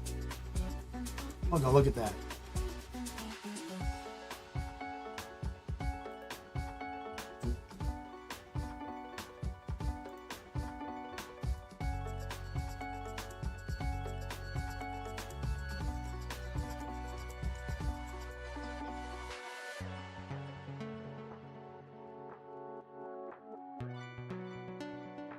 Yeah, Roman. Yeah, just watch it on YouTube, man. Don't be doing no special nonsense.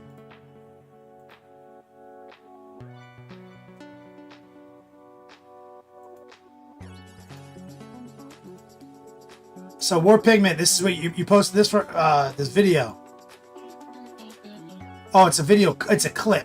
I see.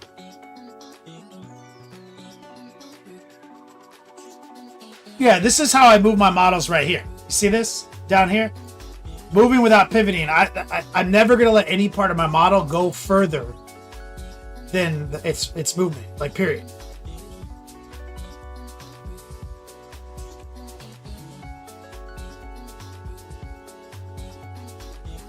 And this is what OnePlus Saves posted. This is so fucking awesome.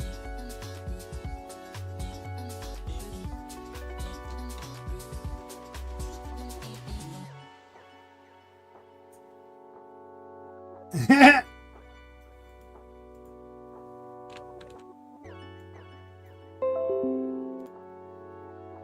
gonna hit up Rhea Prey. See what he posted.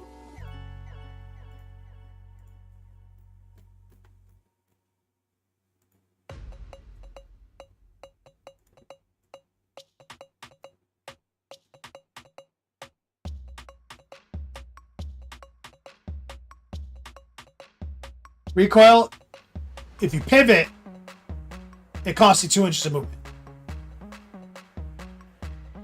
From what OnePlus Save was describing. That, you know, but that wasn't a pivot. You know what I'm saying? That's just moving.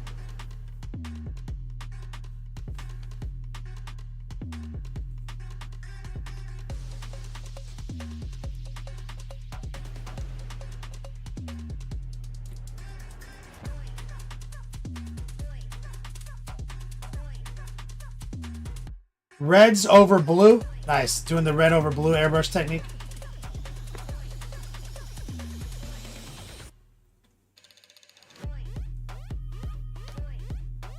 You're practicing the pivoting nonsense right now, OnePlus Saves. But is that accurate, OnePlus Saves? Like, so if I move a Rhino and I gotta cut around, and it's not a pivot until it goes until it goes like past 180? Or is it any movement past its forward trajectory?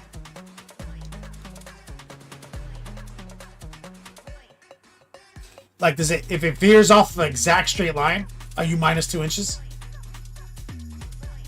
I'd have to read it.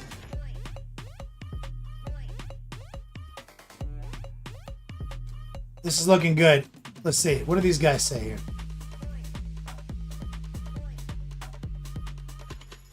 Six in a straight line, 6 in a straight line.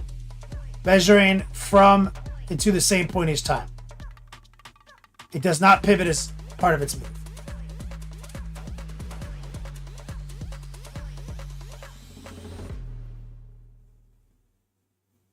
Oh my god, we're doing central access shit now?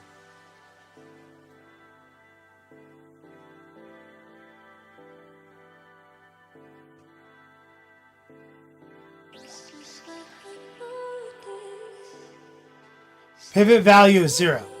I see.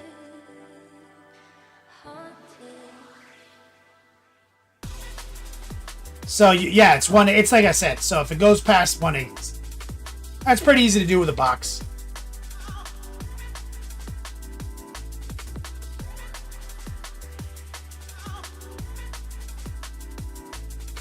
Yeah.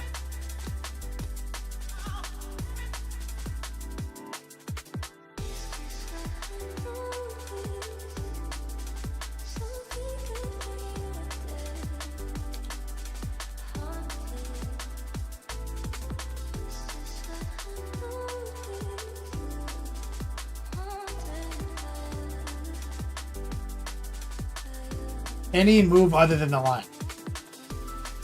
Oh, okay, so the model has to stay in this orientation.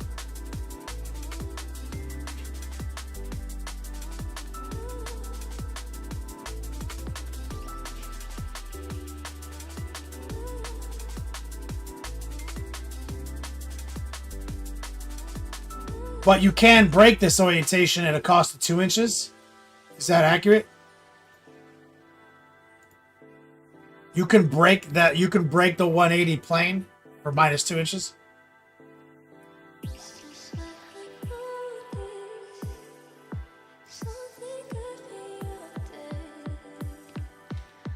Beautiful work, Ray Pray.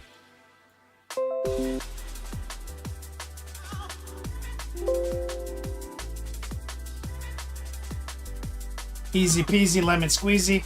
He's doing his homework right now. We just did our wash class. He's getting a new airbrush tomorrow, getting his wash practice in today. Active washing.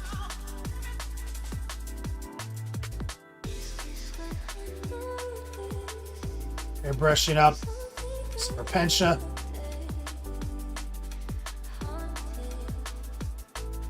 I would suggest too taking the Repentia brighter than you think you need. Like maybe take like an ivory and lightly dust them with a little ivory, like hitting like tops of things before you go in with the flesh wash. Oh no, did you already go with the flesh wash? No, this is dark. Right? This isn't washed yet. This is just dark. And then this is the bright. Yeah, we'll go one step further, or they're going to end up looking a little off to you.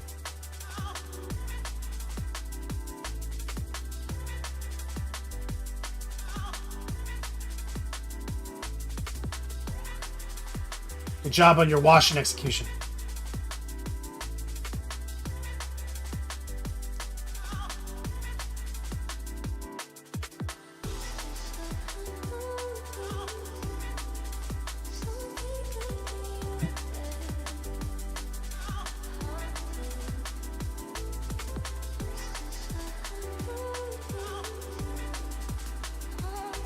Oh, we're going for the cult. My man is doing it.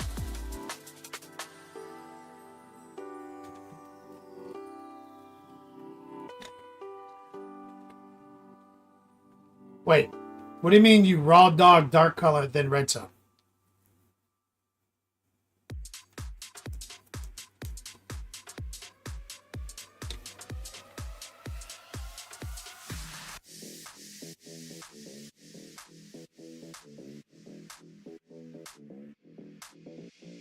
Brown to red on the skin?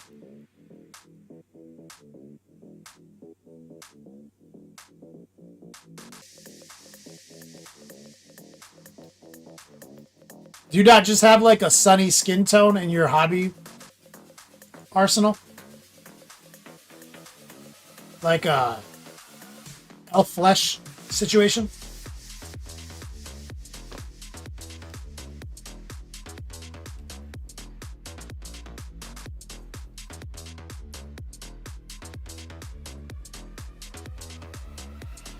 I'm with it. I mean, you're doing the right. Those are good colors. Brown, red, ivory. That'll work. You'll get something. You'll get a pretty usable result there, brother. Promise you.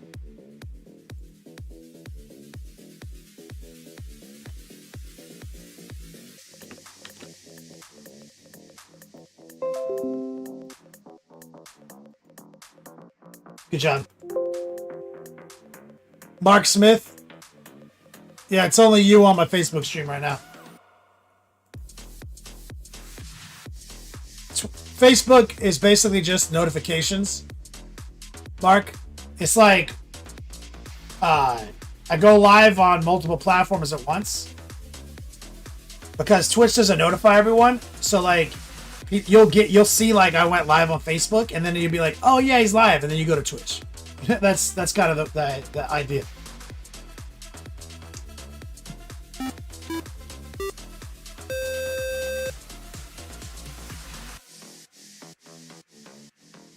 Hannah Tolly Amber. Thank you for the follow. Got Templar up on deck. Hell yeah, dog. Look at this.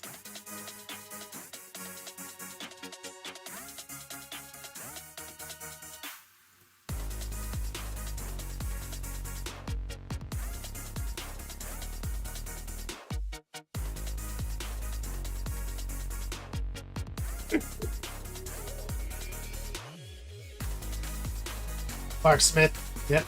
The man, the myth, the legend.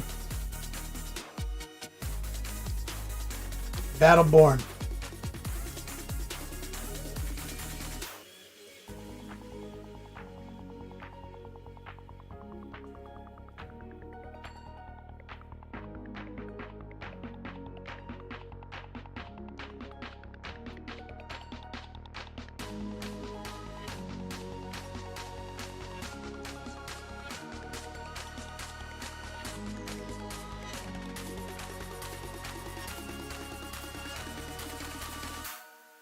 Double art using the lessons, trying to be a little less sketch.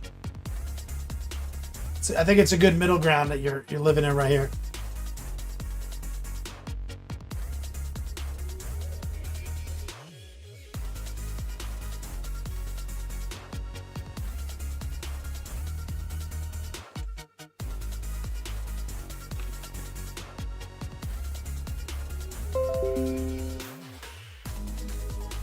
Disco.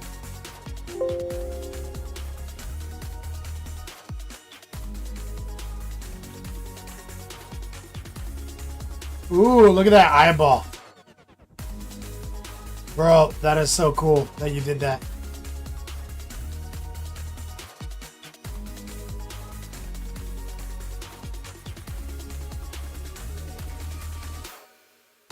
Doing your own edgelord?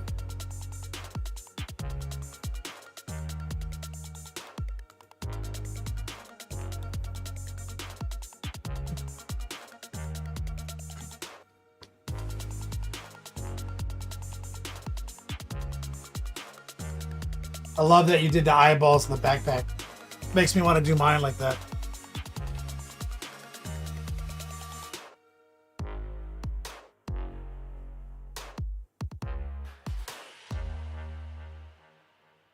This shit is hype.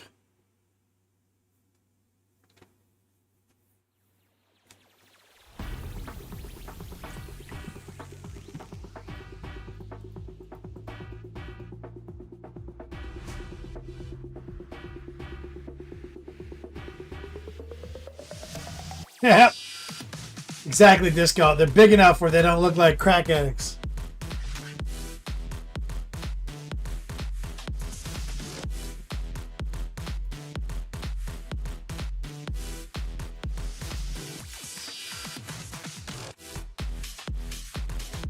Or pigment.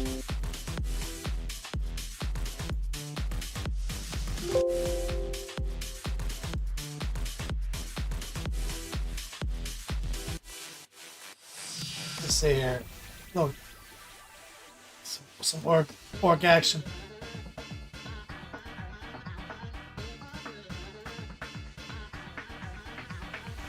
What do we do? Painting them purple right now? Like, what is this?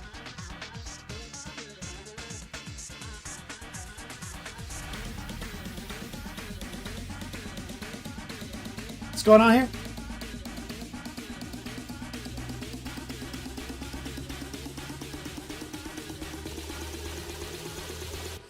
Looks like a dusting of purple over black.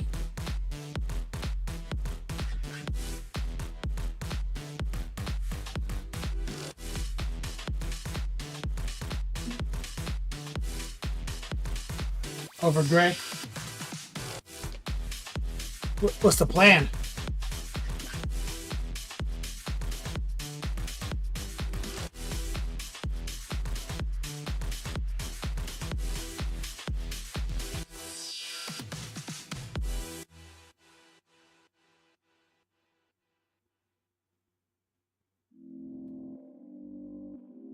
Shadow baked in? You trying to do them like in the dark or something?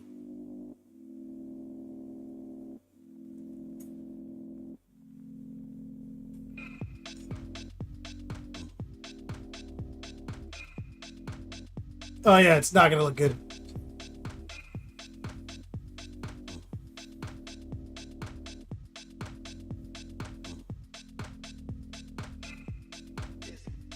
The problem with it, so like you're basically creating like an OSL. Like you're saying like my model presentation is that it's like at night in the dark hiding somewhere. And it's, so therefore it's black and white, roughly. And then the colors that are hitting it are from external light sources. Right, like the moon, whatever. That works in a painting, in a photograph, 2D. It doesn't work in a three-dimensional model because the second you turn the model, areas are going to look like they're just black or dark gray. Like there's nothing. Like it's just a gray model. Oh, now I see it from this side. I stopped seeing it from this side. Huh. Oh, I see it again. You know what I'm saying? And because any external light source to the model that's creating these effects isn't actually on the model, you can't link it, right? So like an OSL style effect requires the object that is creating the source of light to be in the viewing position as well. If it's not there, it's really hard to see the effect. If you think about like that the golden demon winning vampire model from Adepticon, where the vampire is on the lake tree and it's like his reflection that he painted in, you can only see that effect from one spot. This exact position that it, you know what I mean? If you look at it any other way, it doesn't make sense. You know what I'm saying? It was a risky ass paint job.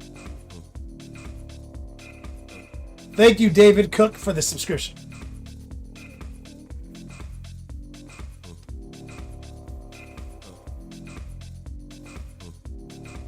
And a lot of the times, we have to be honest with ourselves, War Pigment, is that the motivation behind paint jobs like this is to cut corners. Right? You want it to look good because ultimately you can paint less, right?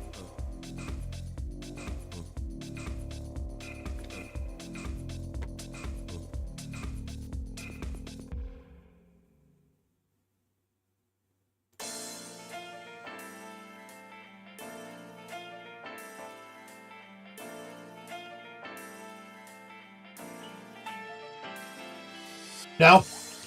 You just like it? You were not expecting to paint less? Well, you could make it tasty by painting them these colors, right? If you paint them like this, and then you still use the fundamentals of contrast, dark stuff dark, bright stuff bright, but you do it all in this color spectrum, it'll look cool as fuck, no doubt, because it'll have contrast. It won't necessarily make sense to the viewer, but it would look cool. Doesn't matter what set of colors you use.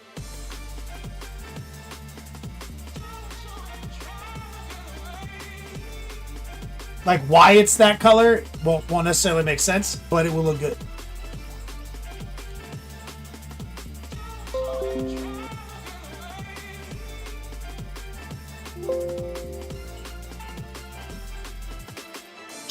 Darth Jameson up here. What do we got here? We're 3D printing with a spraying wrist. Is that what's going on?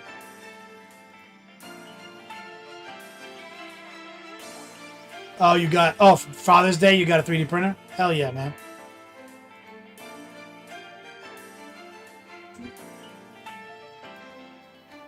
Or Pigment. I feel that, dude. A lot of my students come to me with a paint job idea like that in 201, 301.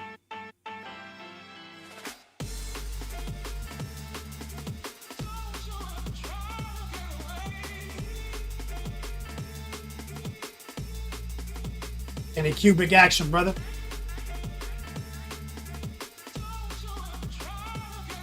A 3D print. It's a heart's content.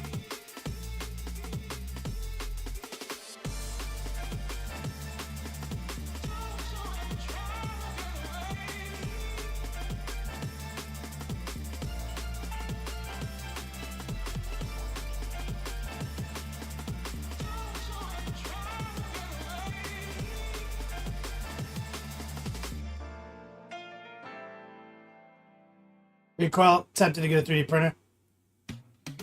Postage for bits is killing you. I bet.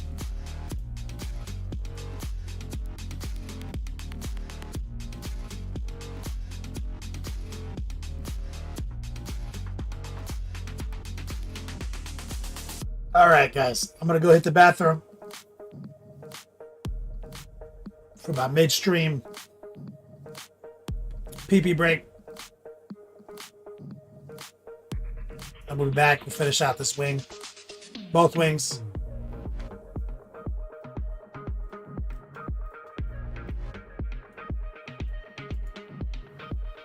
Two XO Dogs every Friday, guys. Be right back.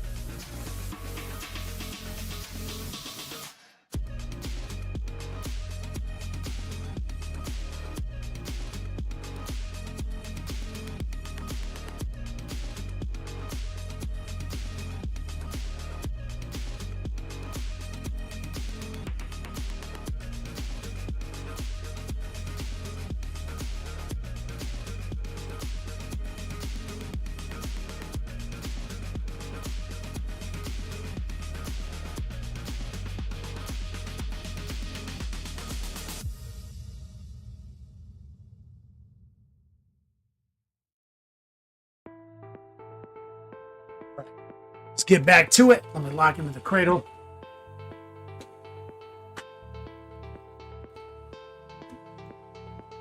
Throwing the flippies off.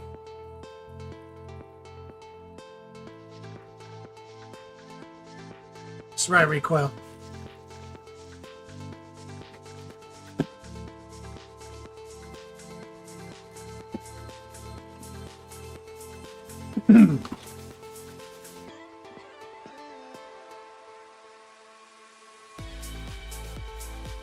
Pull out the software. All right.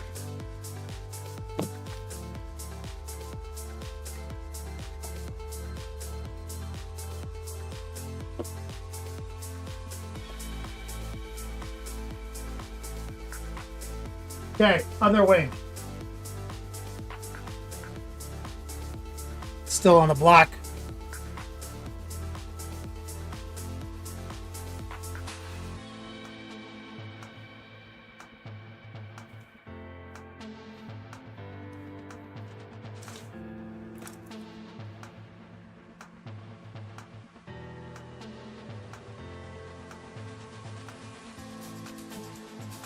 It's kind of hard to paint on the block.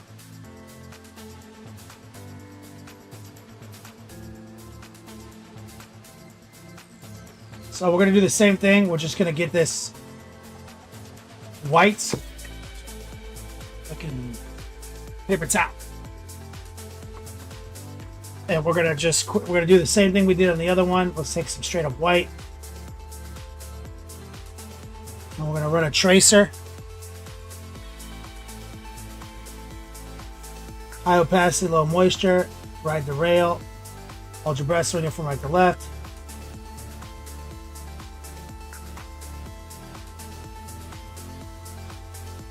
And we want to just punch that up a little bit, you see? Putting that extra pop there. And this is the front viewing angle.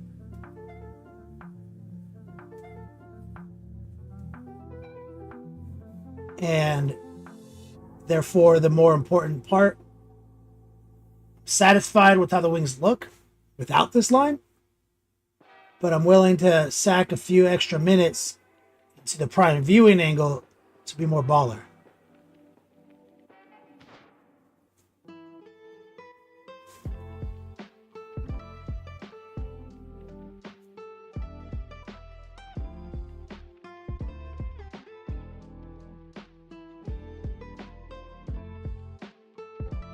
High opacity, low moisture, all titanium white.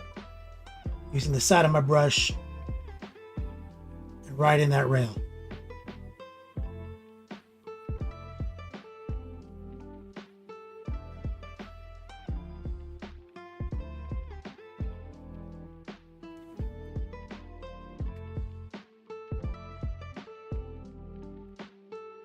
Little hair right there.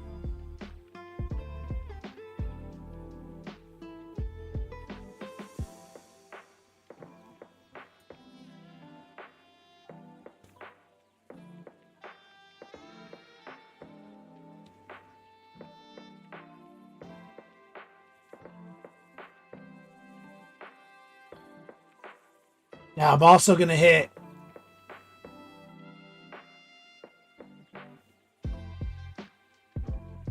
these little doodads right here, like where it slices.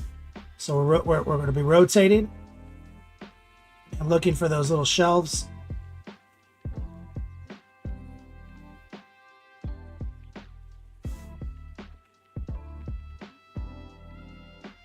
Hitting those little tracers, always be rotating.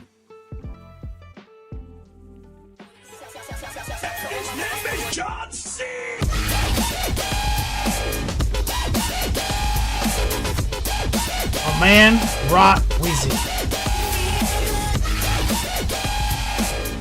Biggest strong man loving chat from my man, Rot Wheezy. UDZ Pimpski Bopski, nice haircut. Hope all is well. You're leading a ultramarine offensive army in my 40k campaign we have here. I appreciate you giving my 6 aggressors an apothecary D.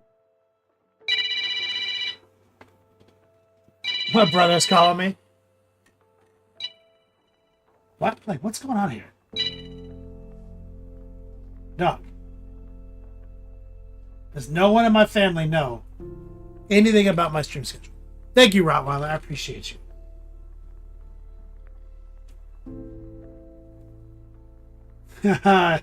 Brother's a loser.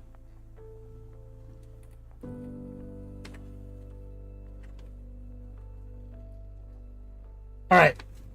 I made a little mistake there. I went into for the highlight on those little doodads before the pin wash. That's usually a mistake because I'm usually going to at least mess up once. So we need to take the magenta, take it down a notch with some white, lower the opacity substantially with some water, be a little noosh.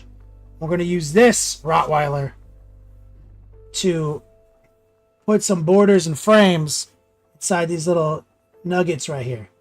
You want it to be very chill mix though, low opacity and respectful, which is why we put the white in there.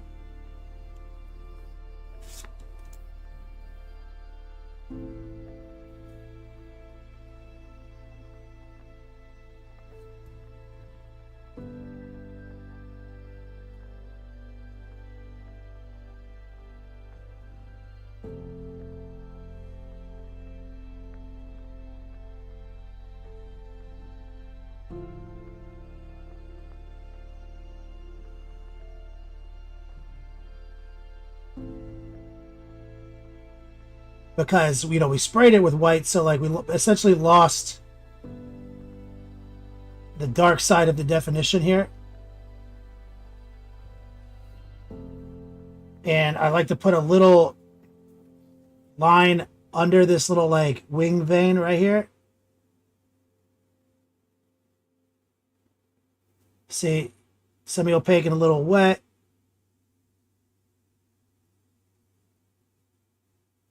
Right there. Thanks to the Deep Strike, you took down Space Wolves and gave them a cinnamon roll. Hell yeah, man.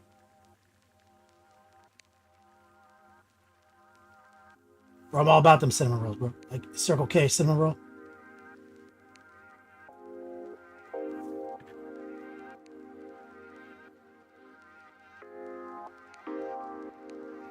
Rottweiler, you caught up on these new vehicle pivoting rules? Don't you have a lot of vehicles with circle bases?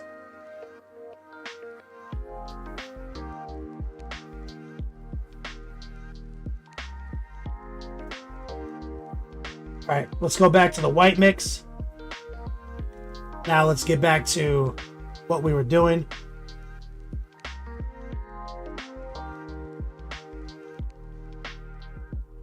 Where we're catching these little angles.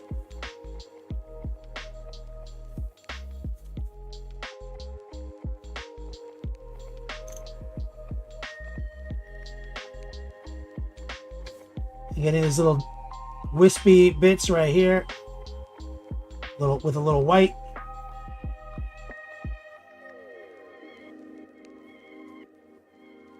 Using the tracer, always be rotating.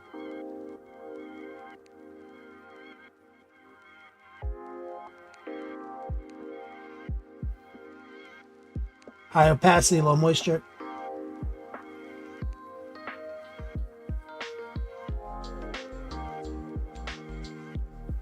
So we're not going crazy here, because the wing already looks pretty damn good.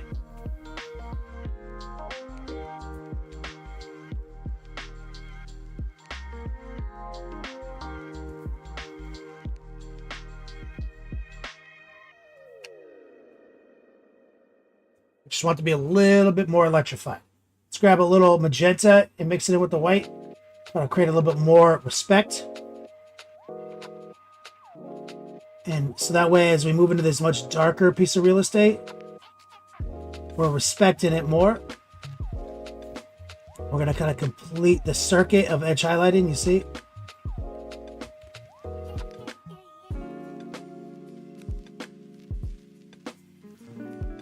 A little bit more white.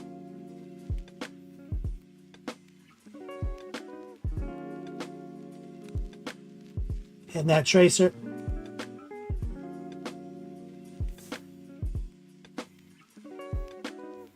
This one right here needs to get tamped down from the dry brushing. So we just move back to slightly more magenta mix. So we also just have an opportunity to repair some of the dry brush that got out of whack. Grab a little bit more magenta, lower opacity.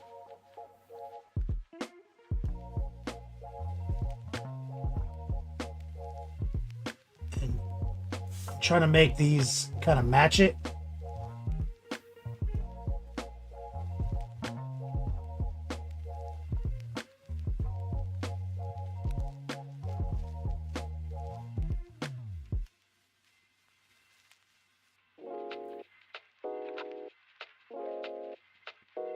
We'll take it.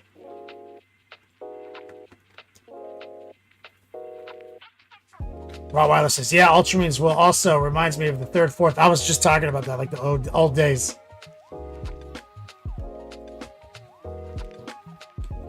We basically went through this already back in the day. All right, so what we're gonna do now, guys, we're gonna take that mahogany. We're gonna lower the opacity. I'm gonna add just some noosh to it, and we're gonna paint these guys with a wash, basically a noosh wash. And what we're trying to do is get a little border to show up around the physical real estate. So we're essentially washing it so there's a frame. We're generating contrast, right, between the actual little doodad and the feather itself. In that little, crease, we want there to be essentially a border, a dark frame, contrast. It's not about where shadows would be. Shadows would always be like the bottom of the light source. It's about creating an optical sense of contrast that the human eye perceives as focus and sharpness. I tell this to people all the time. When you use Photoshop to apply a sharpening filter, what it does is it draws a dark border around the pixels. And then you keep cranking up how dark that border is. And it makes the image look sharper to the human eye. That's how dumb our eyes are. Which is why you need to paint the rims of your bases black. Because think about it like pixels on a screen. If all the pixels have a dark border, it looks sharp. So when your army's laid out, it looks sharp.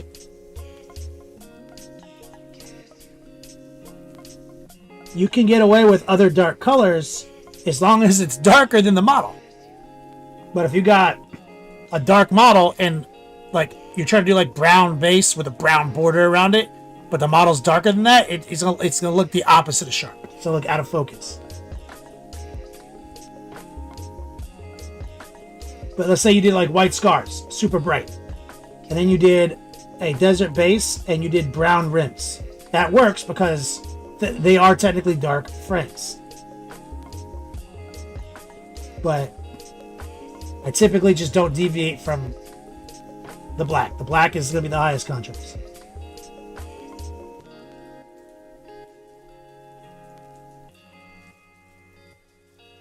If you don't put these borders in, you don't put the black rims in, things like that, you're basically making your army camouflage. Because that's what camouflage is. It breaks up the borders so there are no borders. So it's a little harder for the human eye to focus on. So, do you want your army to look like camouflage on the table and people can't see it? Like, where's this guy's army? Oh, it's right there. Oh, okay. Tight, I guess. So contrast is not all created equal. Perceivability, digestibility, understandability is contrast. But when I'm talking about value-based contrast, dark stuff dark, bright stuff bright, those two are not equal. Making dark things darker is more important than making bright stuff bright. Making the dark borders appear absolutely trumps bright edges.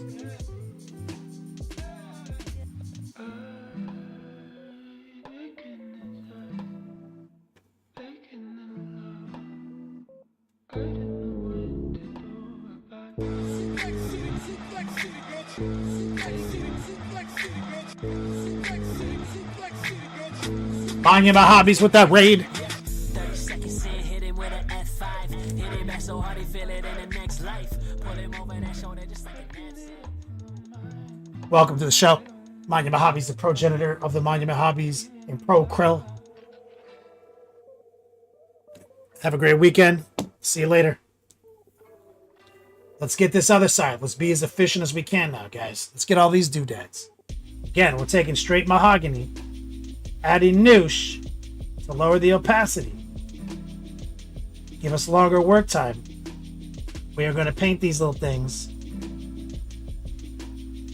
essentially with a wash technique, because we're semi-opaque and wet enough, like enough spreadability.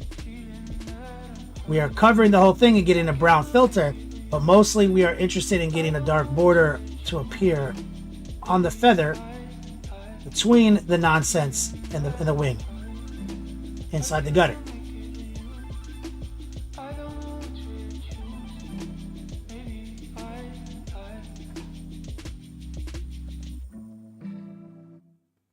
And the mahogany is the shadow of the gold workup we've been doing.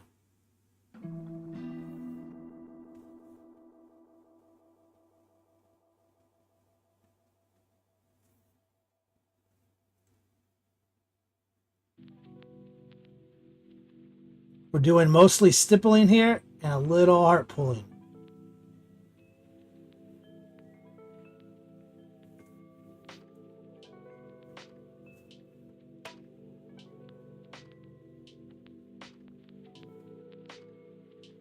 Heart pulling when I'm trying to get it to sit correctly right there.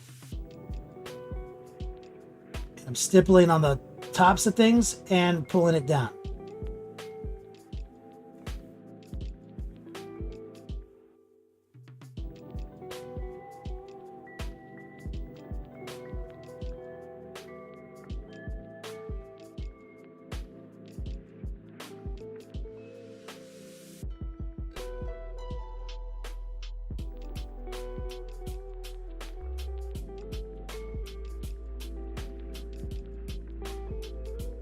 And we are setting the real estate up to paint every single one of these little squigglies in the same spectrum as our NMM gold, which we use mahogany, burnt orange, golden brown. That's our workup, the Mahorange combo.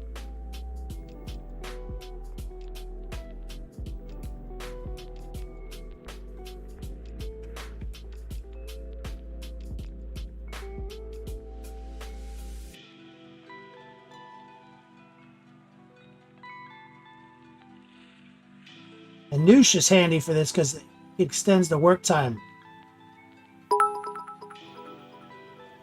The Sith, thank you for the bits. Really love the tips and the tricks. Explain things and what you're doing. I appreciate you sending me a little bit of money.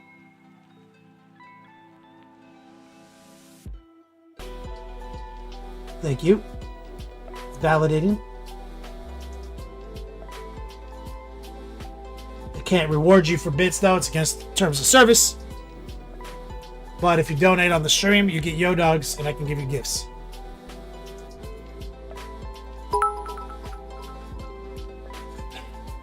Or Pigment, also dropping bits. Thank you, brother. Rottweiler says, and I need to design a jersey. Yeah, get in my schedule. You got all the links. You know what's up. Scrap, thank you for the follow, brother. And we have a promo tonight. Top D, exclamation point GIF. You get to sit down with me and design a new alert. And we have a lot of alerts on this channel that are historic, and many of them have been gift winners. And it can be anything. You can make a donation alert, a follow alert. We can do some wild shit. It can be all about whatever you want to immortalize.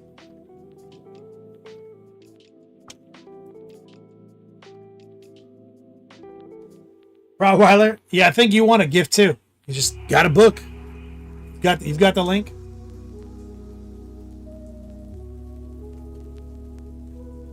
Rottweiler says could be insistent on a fisting. Hell yeah, I'm with that.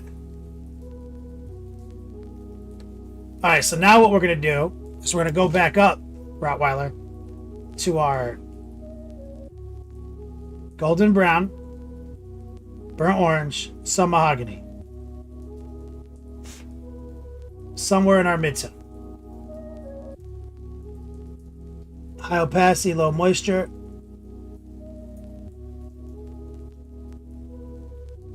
And we're just kind of using the side of our brush and speed running this.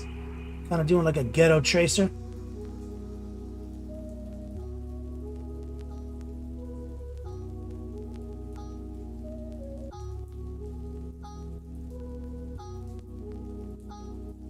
We have the confidence of doing one wing already behind us. So we're much faster.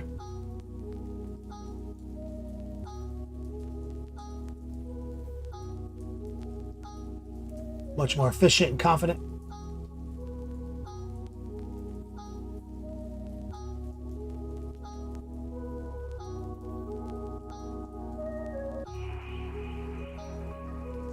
See, always controlling the angle, just using the side of my brush. High opacity, low moisture.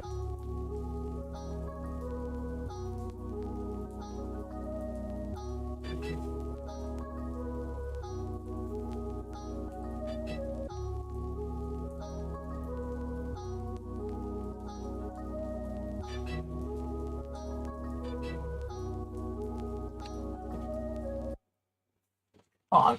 Get blown up. Let's see what's going on here.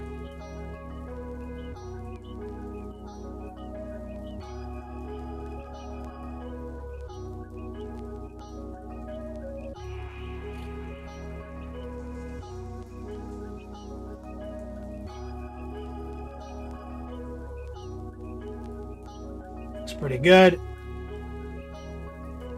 I'm just gonna finish the action. Let's grab pretty much stock golden brown.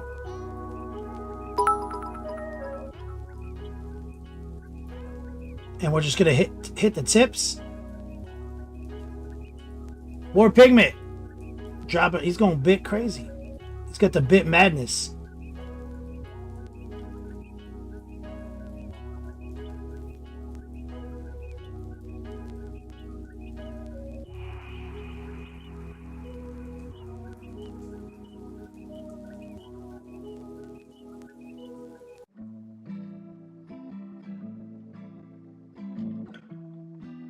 You have a stockpile of bits or something?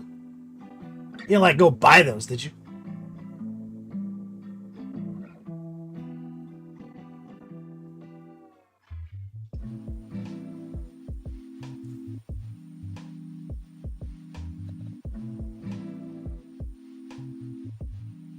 We're just touching.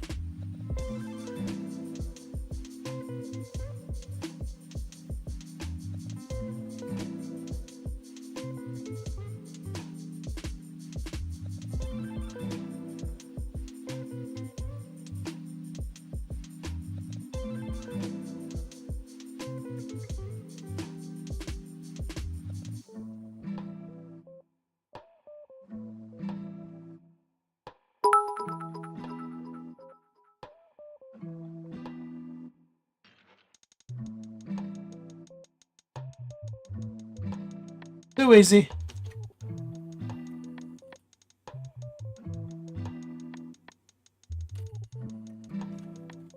$101 bits. Here we're bit crunk. That's right.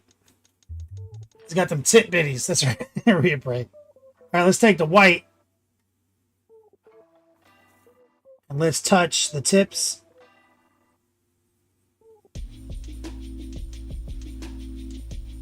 And stipple the gem.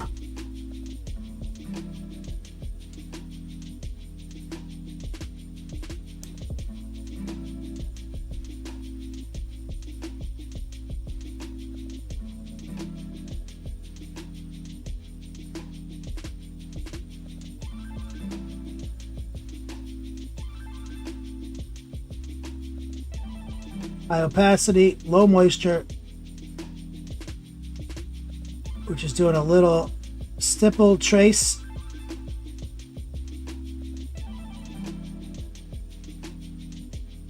There's enough architecture there to support us riding the rail slightly. And you stipple the gem.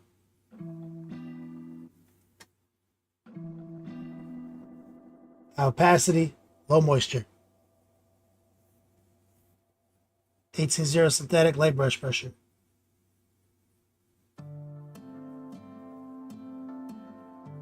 So we're doing like a stippling tracer,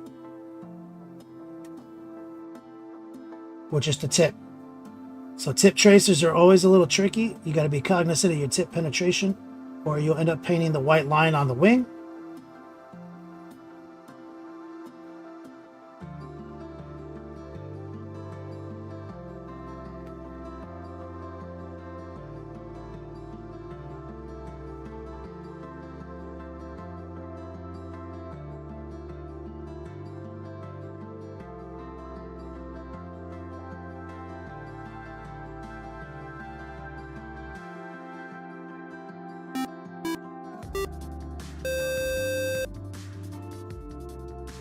One of those got a little wily, so let's go back a step with some golden brown and a little water and white. Like right here, that's a little wild. These big ones can use a little bit more mid-tone.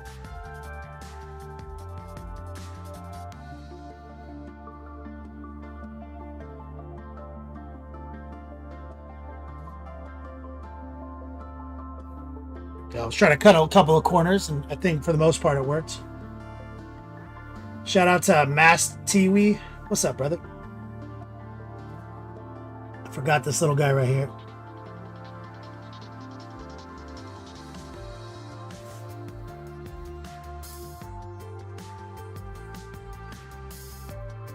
All right, let's rinse the brush.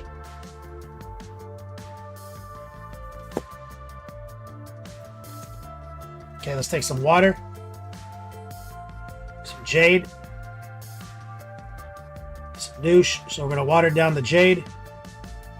We're just going to touch the little gem in the center, which we pre-highlighted with white.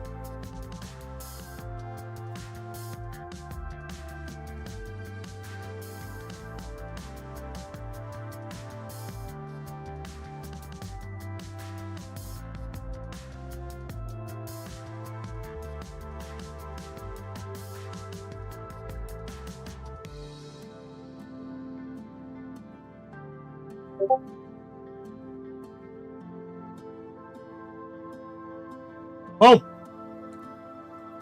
nailed it. That's quick.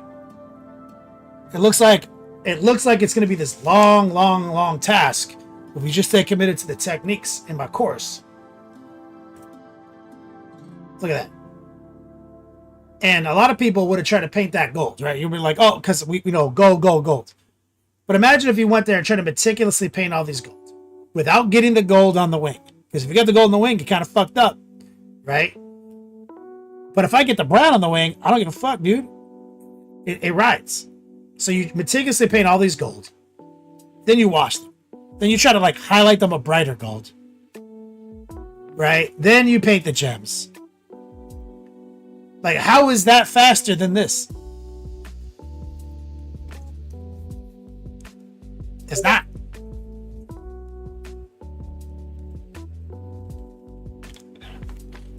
Oh, what did Cody get?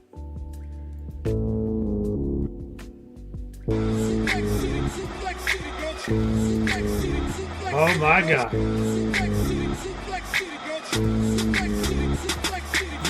30 seconds in, hit him with an F5. Hit it back so hard he feel it in the next life. Pull him over that shoulder just like a knapsack. Recoil, extra $2. $2 to pay for the pivots.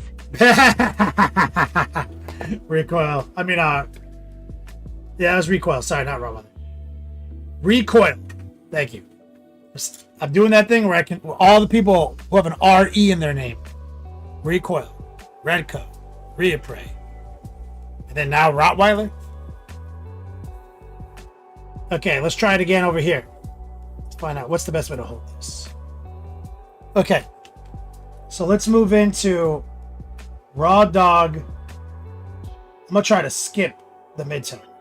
And I skip the midtone.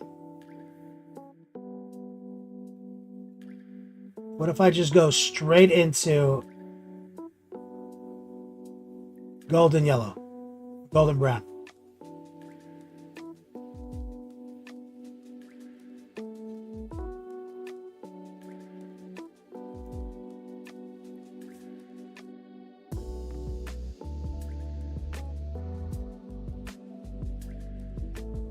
It's a little wacky.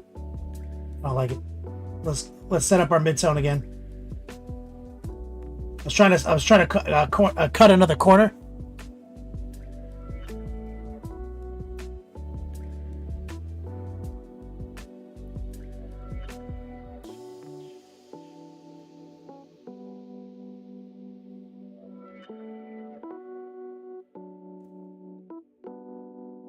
It might look good on camera, but it is not great in person.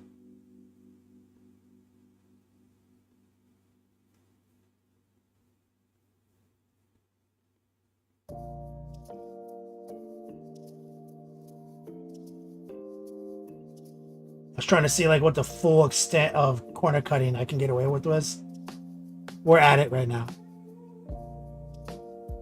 We're at the apex of cutting corners for this action.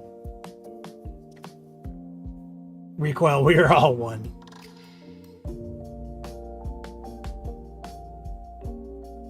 Especially Rhea Prey. Oh my god, they both did it at the same time. Especially Rhea Prey and Recoil had the same fucking first name.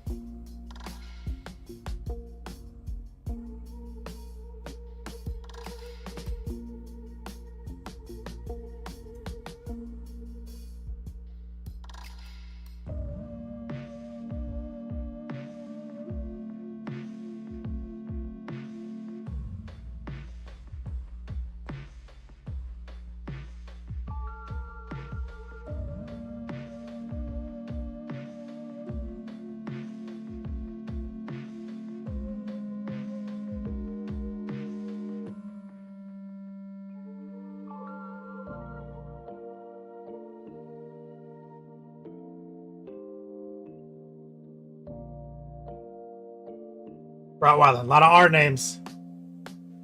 Oh, we also have Renegade.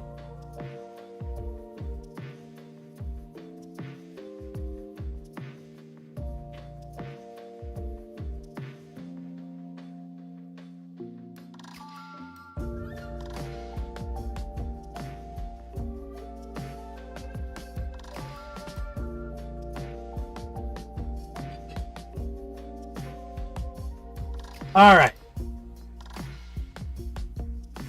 Now we can move into the straight golden brown.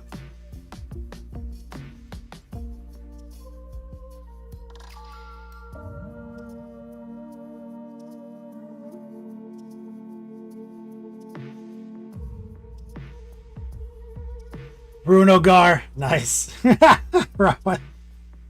And yeah, with Rhea Prey Recoil, it's confusing because when I ship, right, they're the same first name.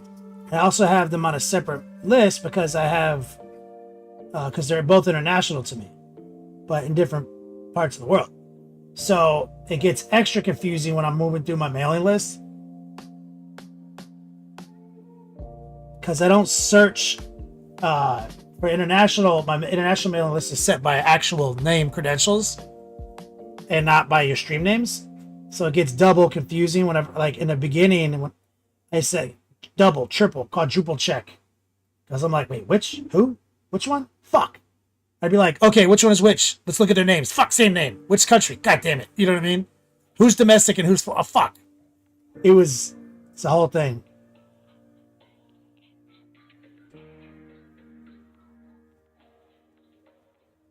And then the other, and anyone whose name is Matt currently. Apparently, Matt, as far as I can tell, is the most popular name in the world.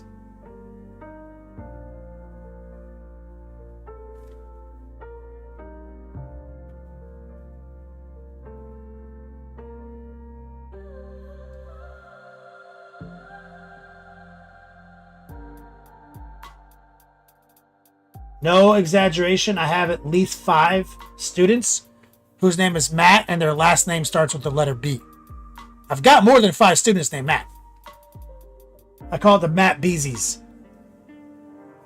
So whenever someone signs up on my spreadsheet and they just put Matt B, I'm like, I end up sending a Zoom link to a Matt B, and he's like, yo, I'm not signed up today.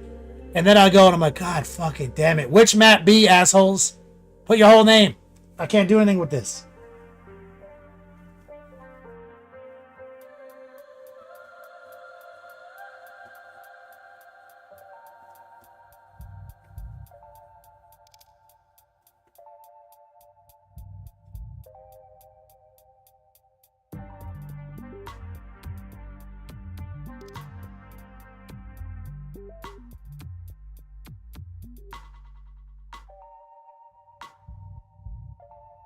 Recoil, that'd be the most expensive yet most epic troll of all time. If you recoil, just swap. It's just like move to each other's country. The most legendary, expensive, but ballin'.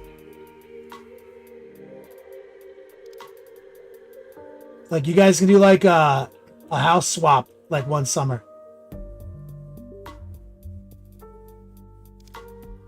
Which would be tight because one of you guys is in Australia, so the inverted seasons. So that could be an interesting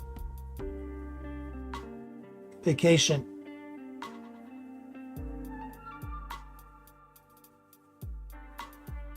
And then it would totally throw me off.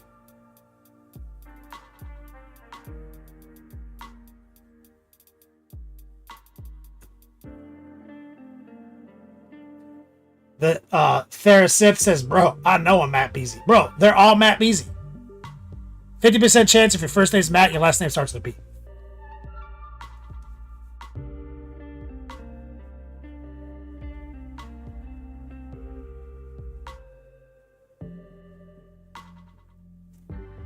The Matt Beasiness.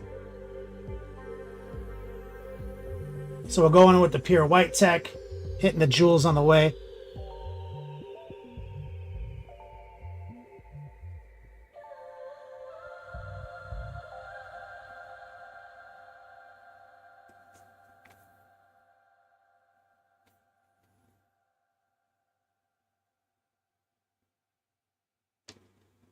So what person is getting a whole year winner?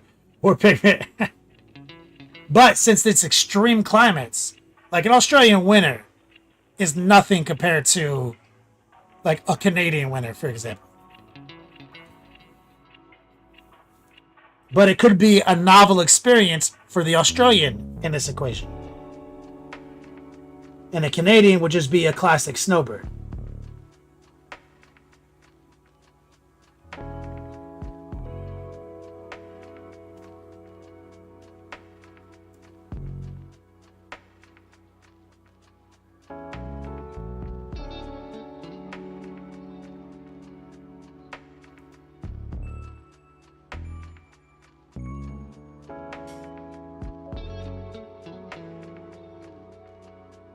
Yeah, Red Coast is pretty cool. Your toilet's backwards. The Coriolis effect.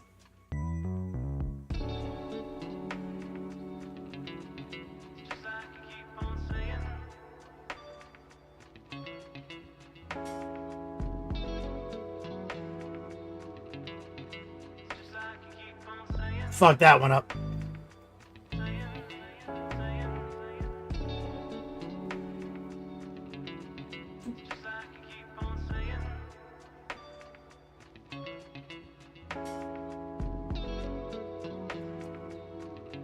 Bringing some yellow back in, fixing a couple of these, just like on the other side where we reinstall the mid-tone in a couple of clutch areas.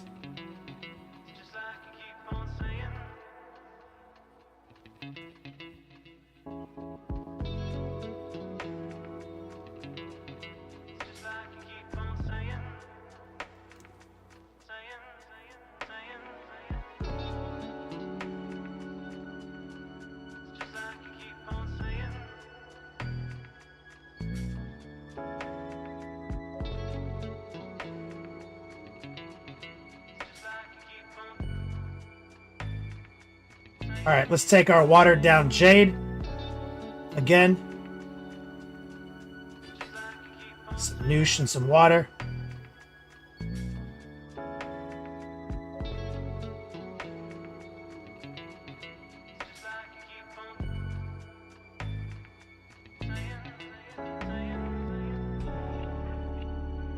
Kind of start on the big one, then move to the little one.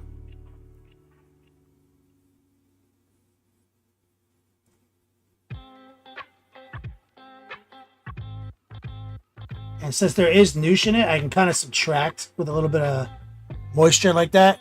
Kind of fix it. Because I'm trying to let the white re-highlight the jewel and be the entire paint application. Not trying to highlight these. We're doing Wish.com gems. See?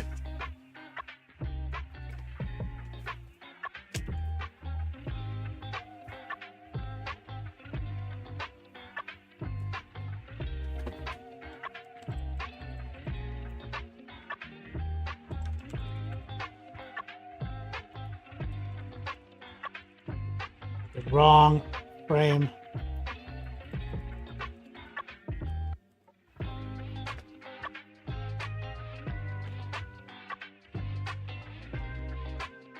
Looking good. Okay. It's time. It's fucking time. We gotta do more than that, but it's time.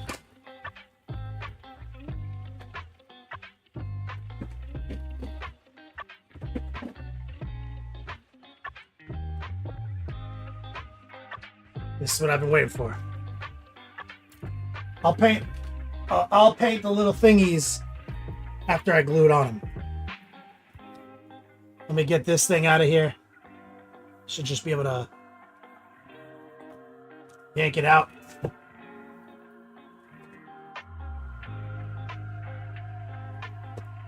So now I want the wings attached to it.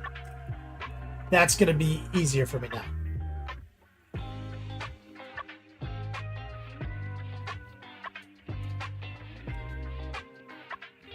And they've got look at how sick that is.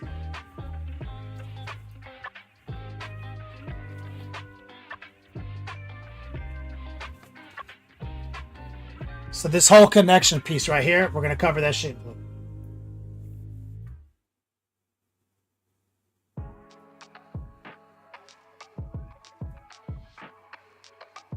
I'm using super glue because if it ever breaks, I don't want the wing to snap off of the wing because you use plastic. I want it to actually, if it ever breaks on you, I want it to just break out of there.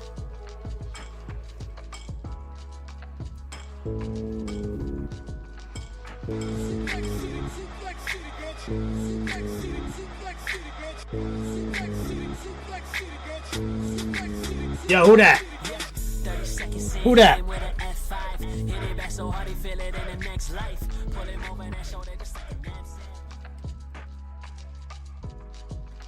Yo, Amy, the Stein, Amethyst, Art of War, hon. Amethyst and Art of War? I don't fucking know. Amethystine, Art of War. Okay. There we go. Thank you for the raid. I was like, I'm never going to figure this out. You guys tuned in at the historical installation process of the fucking wings. You guys got to the end without having to sit through 30 hours of painting. I can't remember a time we haven't been painting this Fate Weaver.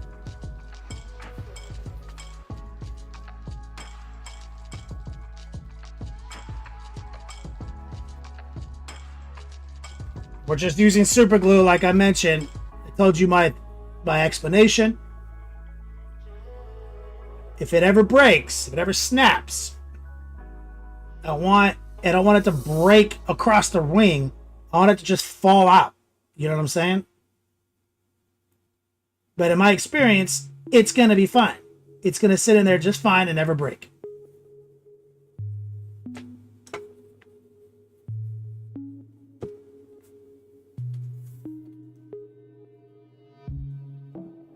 And now we airbrushed the wing separately, so you see there is a little continuity error between the blues connecting to his back here. You see, and I told you that was going to happen. But they're all the same blues. We used the same recipe on everything. So even though there's a continuity error there, it's not that it doesn't match. You see? But what I will do is I will bring to market a little bit of dry brushing right here to bring it back to that more pale jade that we have there, that turquoise feeling. Okay? Like right there on that little, I don't know, trap, his trapezoid muscle right there.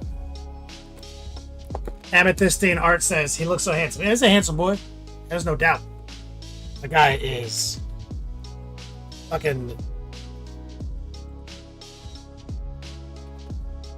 handsome Birdman.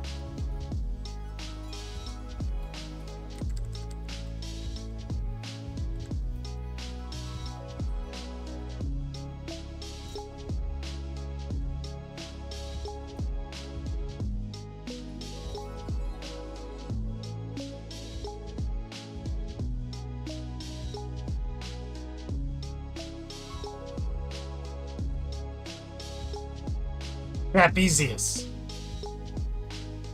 That's the technical term. His traps.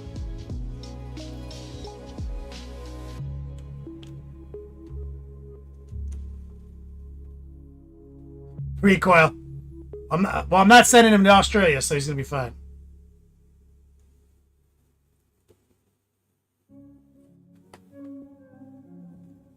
So the book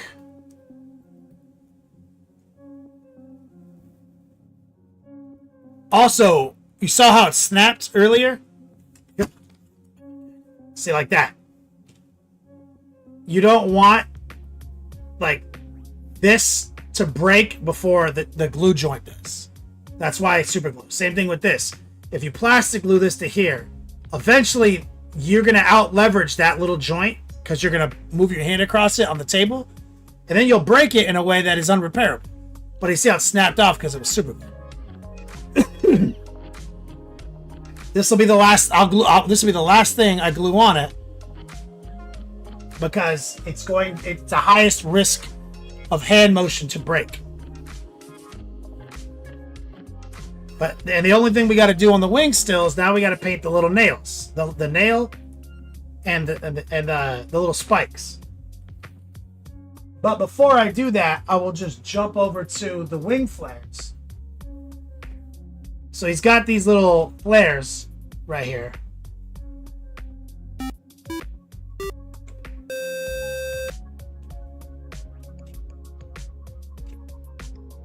Amethystine, thank you so much for that follow. I appreciate you.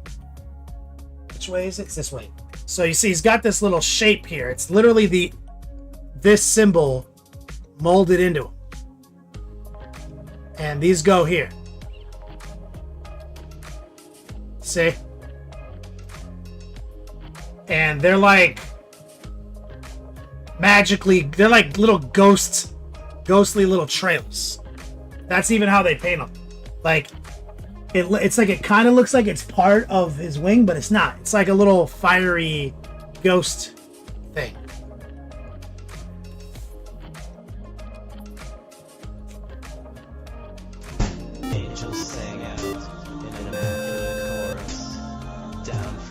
So I'm gonna put this down. The hands break thing zone. He's back in his box, chilling in front of the fan. And we're gonna work on these flares. These flares are, in my opinion, like all that wing nonsense we just painted is unnecessary because he's got the flares. Amethystine, yeah, we work around closing this. The model's not painted, so it's been dropped. That's my rules. Gallus Minis, Birdtastic. What's up, brother? Thank you. Amethystine says fairly new hobbyist. I've seen, and you seem to know what you're doing. Oh yeah. Oh yeah. I know what's up.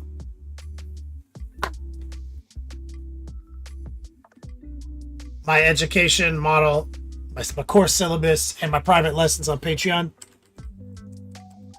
are the best in the game. Everyone's classes are weak compared to mine. Scientific fact.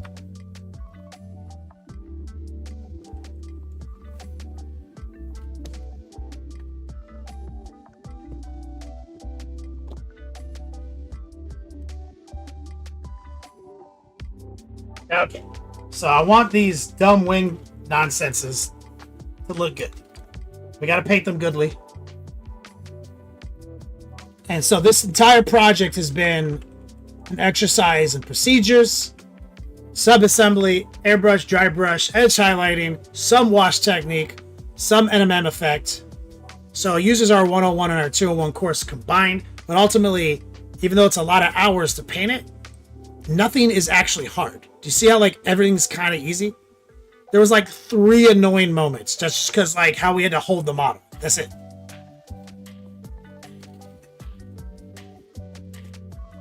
So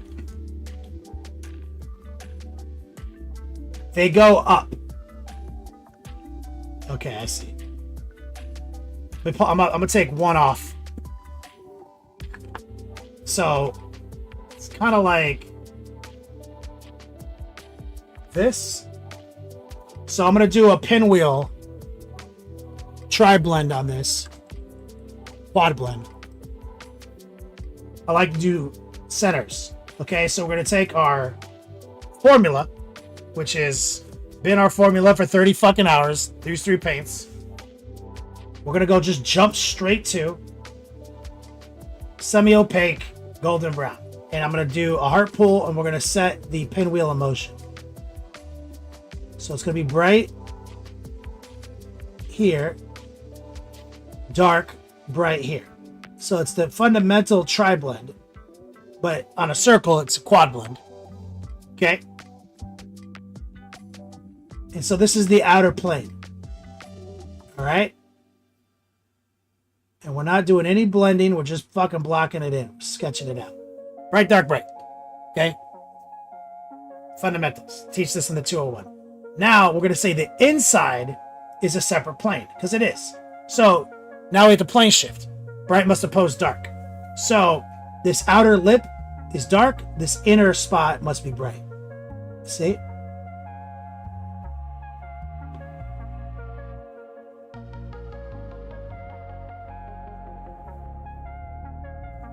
Now, again, I'm going hard here. Sketching it out. So now that's like kind of the apex of our highlighting game. I'll let that sit there.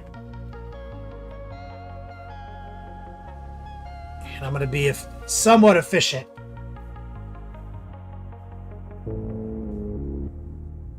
Do the other one. Coyote Lore Keeper.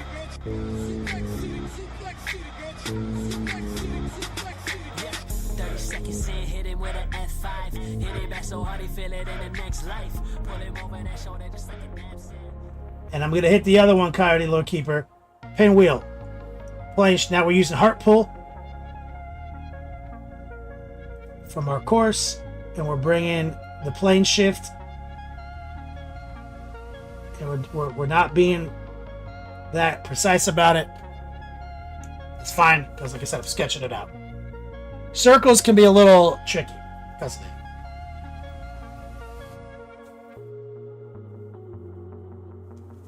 Welcome to the show. About 18 minutes left in our exclamation point 2x Yo Dogs exclamation point GIF. Get on my final 4. We got rewards, prizes, everything here. So now what we're going to do is we're going to go back a step, right? This is our this mahogany, burnt orange, golden brown. So we're going to set up kind of a combination of all of them, which is our mid-tone range.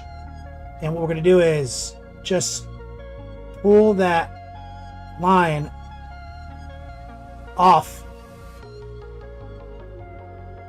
right there. See, and we're just installing this midtone kind of into the highlight.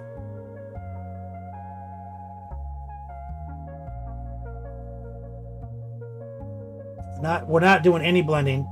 I'm gonna run back up to the brighter position, and I'm gonna hit this little lip right here, using a little tracer technique right there.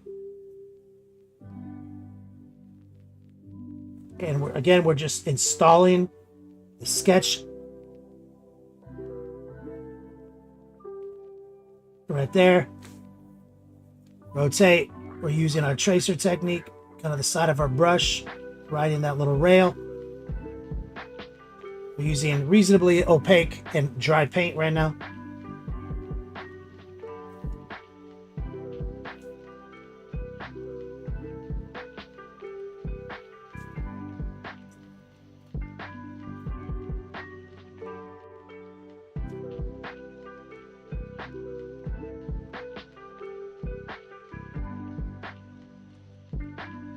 Okay. Now, moving into the center, that's where it's going to get a little trickier. So we're going to run this midtone we created, and we're going to just kind of run a like band-aid right here and blur that a little bit. There's like a little design in here, which is going to be fucking obnoxious. It's like it's classic Zinchian eye bullshit with like little sun doodads hanging off of the side. It's gonna be fucking sick. Classic chaos nonsense. Could have just been an eyelid, brother. You didn't need to hit me with that nonsense.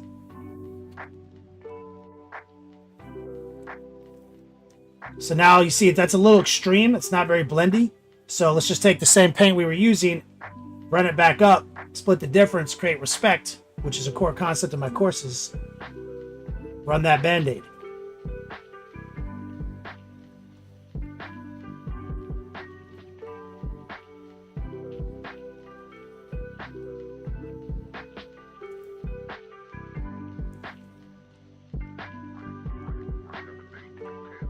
Same thing on the rim.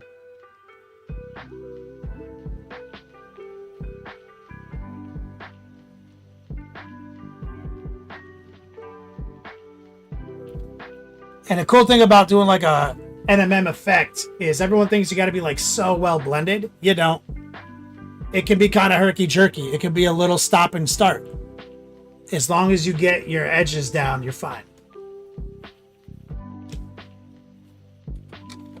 So now what I'm going to do is I'm going to go back in time to the mahogany mix with a little orange. We're going to lower the opacity, add a little noosh. And we're going to install this inside this lip with a little heart pull. Semi-opaque and a little wet. That's the fundamentals of the pin wash strategy. Remember I told you guys, when it comes to contrast, bright and dark things, which is more important? It's always the dark thing.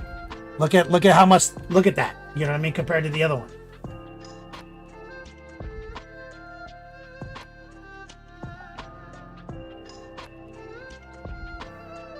Semi-opaque, kind of wet, showing it respect because we're using paints that are already in the paint job.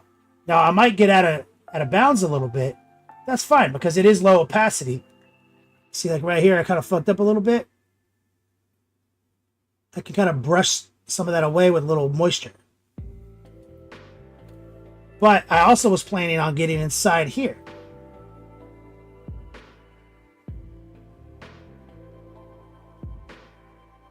See?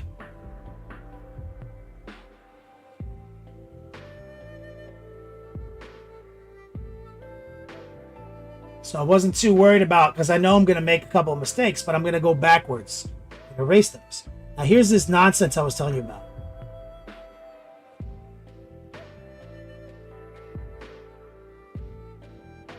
See that little symbol? That little like sunbeam bullshit.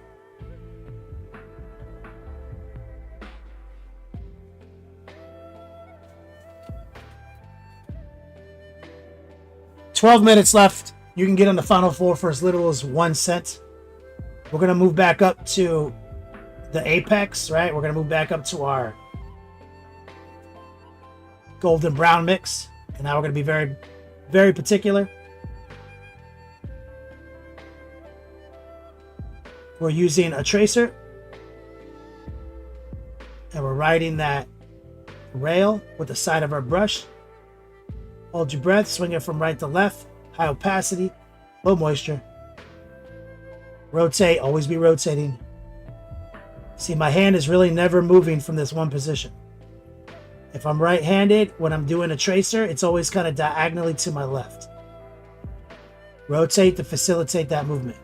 Now you can cheat and I'm going away, but you got to understand going away is riskier. So I'm not saying you can't do it, I'm just saying understand the fail rate is higher. So whenever you're breaking the biomechanics of your body.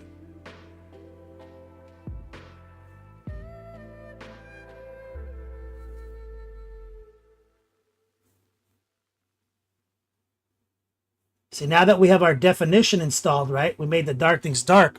Look at what starts to happen when we reinstall our highlights.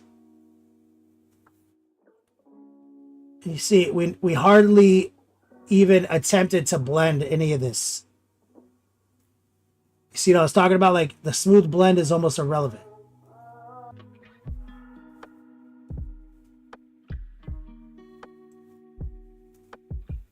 Now, there is, like, this little, the little sunbeam thing. I feel like we kind of just have to paint those.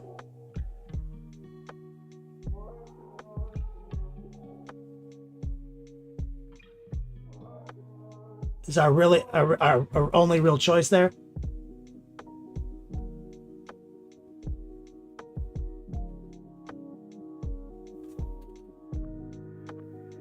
We have to remove them from the paint job. Or not remove them, but like define them. And the only option here is bright stuff. We're using a combination of stippling and heart pulling right here.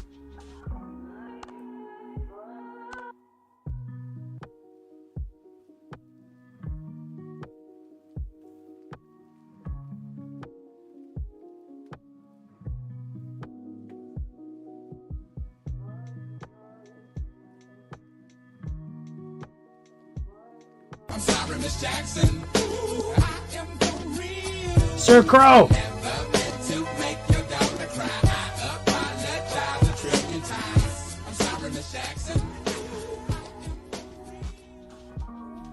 Making some love right there for my man Sir Crow Painting. How you feeling, brother? Getting ready to go to another Rogue Trader tournament this weekend?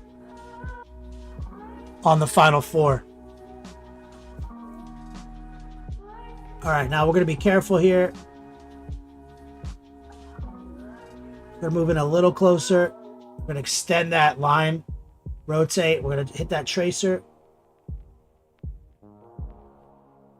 See that?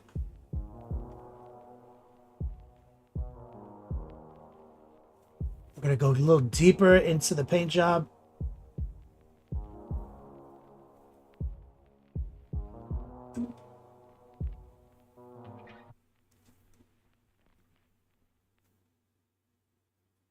Not this weekend. I heard the kid's mom got COVID, so the kids are with you. No worries. Get it? Hanging out with your kids this weekend.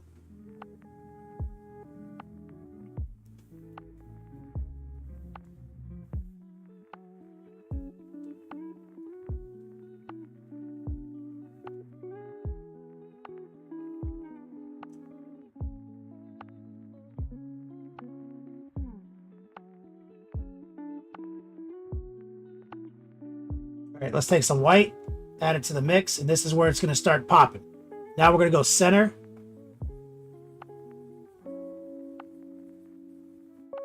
Just with the white mix.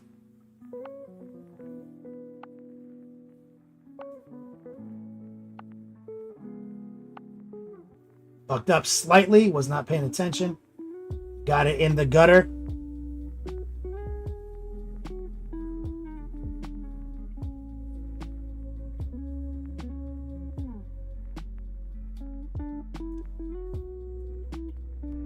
Rotate. How you like me now? Don't fuck the style, ruthless wow. Do you wanna get your teeth knocked the fuck out? Wanna get on it like that? Well then shout. Look how easy it is. I love minis. For as little as $1. On the final 4, 6.5 minutes left. Thank you so much for your support. This is how I pay my bills. Thank you guys so much. Get some hype for the Beast mod in chat. Rotate back. You're looking for high opacity, low moisture. And remember, bright, dark, bright. It's the pin width.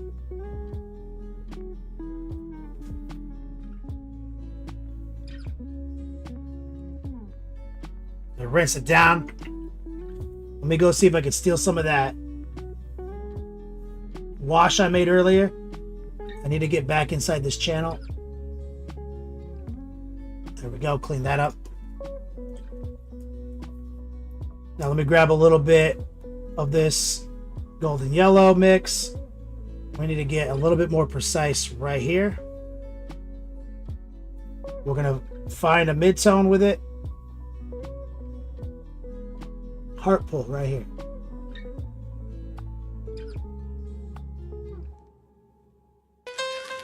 We're going to get a little brighter. Red coat. Oh baby, I like it raw. Yeah, baby, I like it raw. For always rotating. I do what I can. My man, Red Coat. Thank you so much, brother. Always be rotating, brother. Now look, Red Coat, what I'm trying to do is try to create what I call a tornado pattern highlight. Okay? What I'm trying to do is set up a heart pull.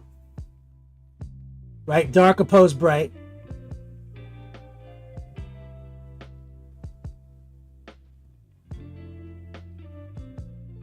And I'm just making big to small incisions. You see that?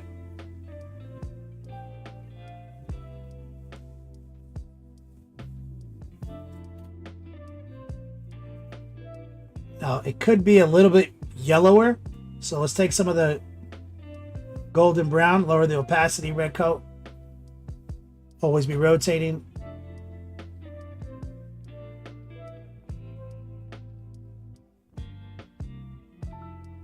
There we go.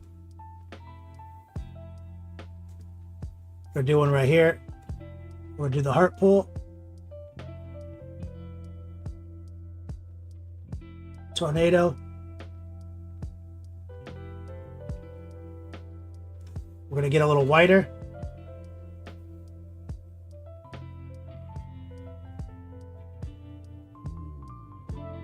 And smaller. See?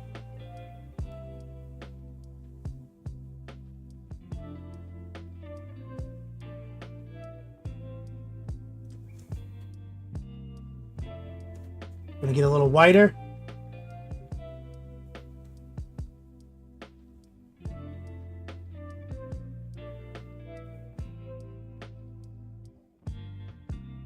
Rotate.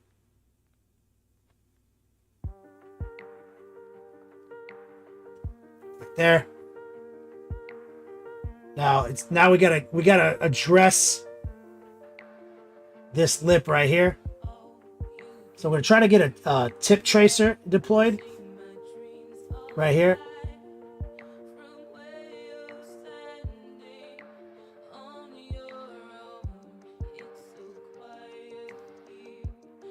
And on this side.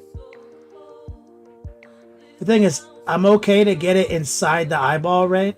Because we need to paint in there anyway.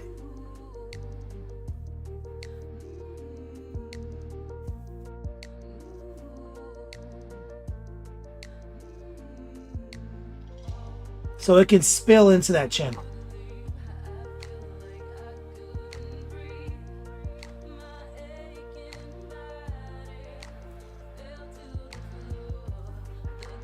We also need to address these thingies again. So I'm just going to tap the little squiggly part at the bottom of the little sun beams that are cutely installed.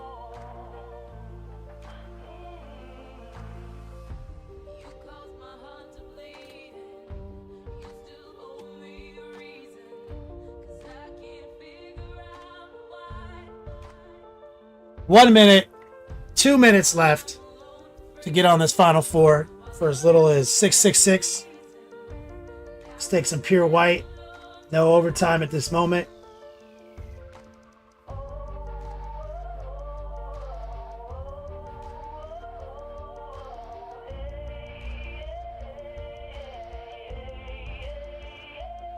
So that's why I wasn't worried about the edge highlight. Getting inside of the eyeball.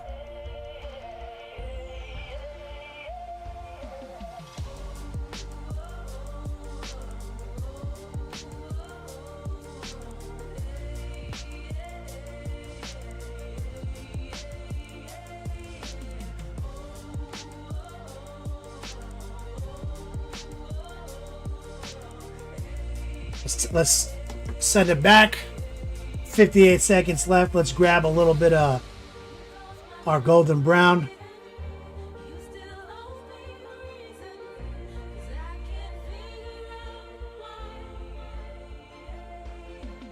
Clean that line. That line's a little dirty. Line's a little dirty right there too. Now with metal, the whiter you go and the blacker you go in the shadow, the shinier it is.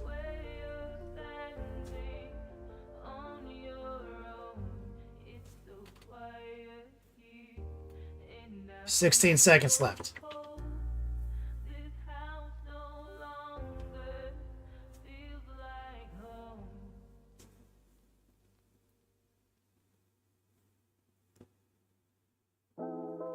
You gotta get swifty in here. It's time to get swifty. Uh-oh. You gotta get swifty. Oh, yeah. Take off your pants and your panties. Shit on the floor.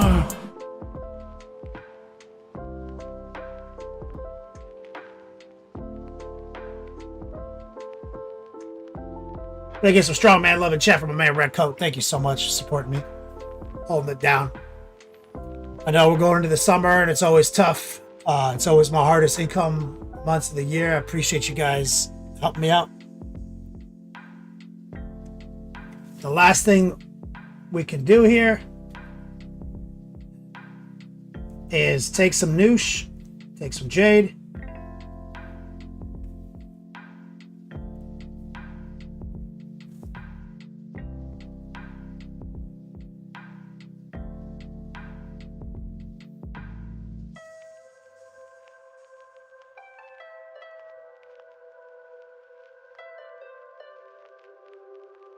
Shove that in there for now. It's a placeholder.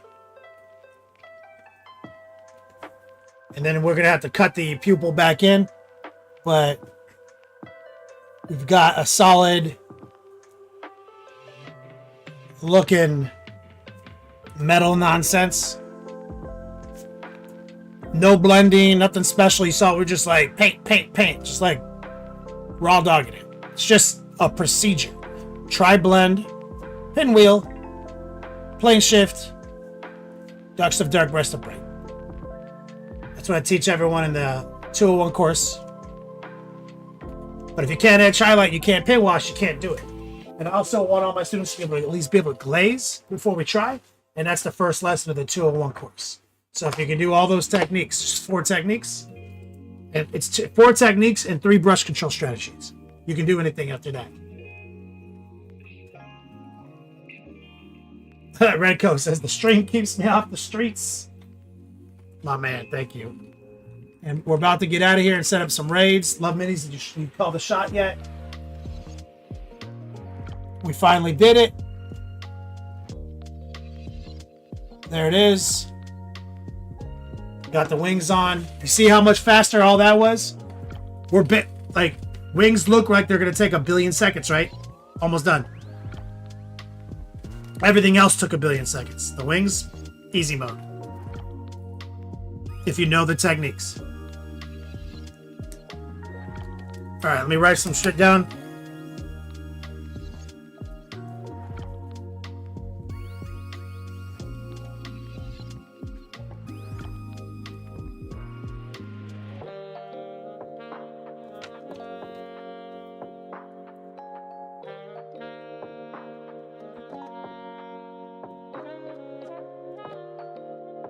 Red Coat, winner of the gift. Just book with me and we can design something fun. Recoil, my man Rat, and Sir Crow.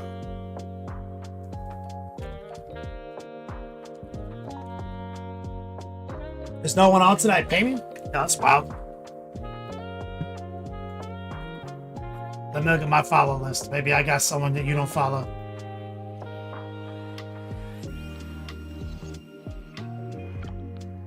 Wicked Mini just started streaming like oh, he must have not have been streaming. Wicked Minis is on with one viewer right now. He must have just turned his stream on.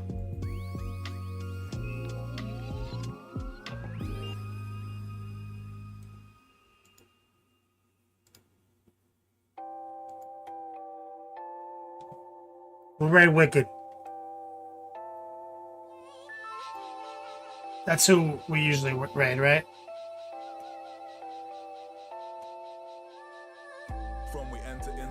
Redco extends the GIF to Recoil. The REs are all one person.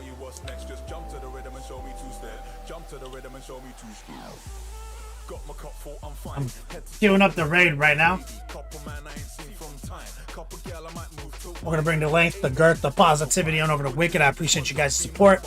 If you guys are looking for sick-ass hobby content, please hit me up on Patreon. We got so many videos, so many tutorials. But also, we have our analog quick guide series. After that big survey I ran on an email list, we've already got like 7 installments. Free to members. So, like, you could be a free member of Patreon, and you can get access to those. So just go hit my Patreon and be a free member.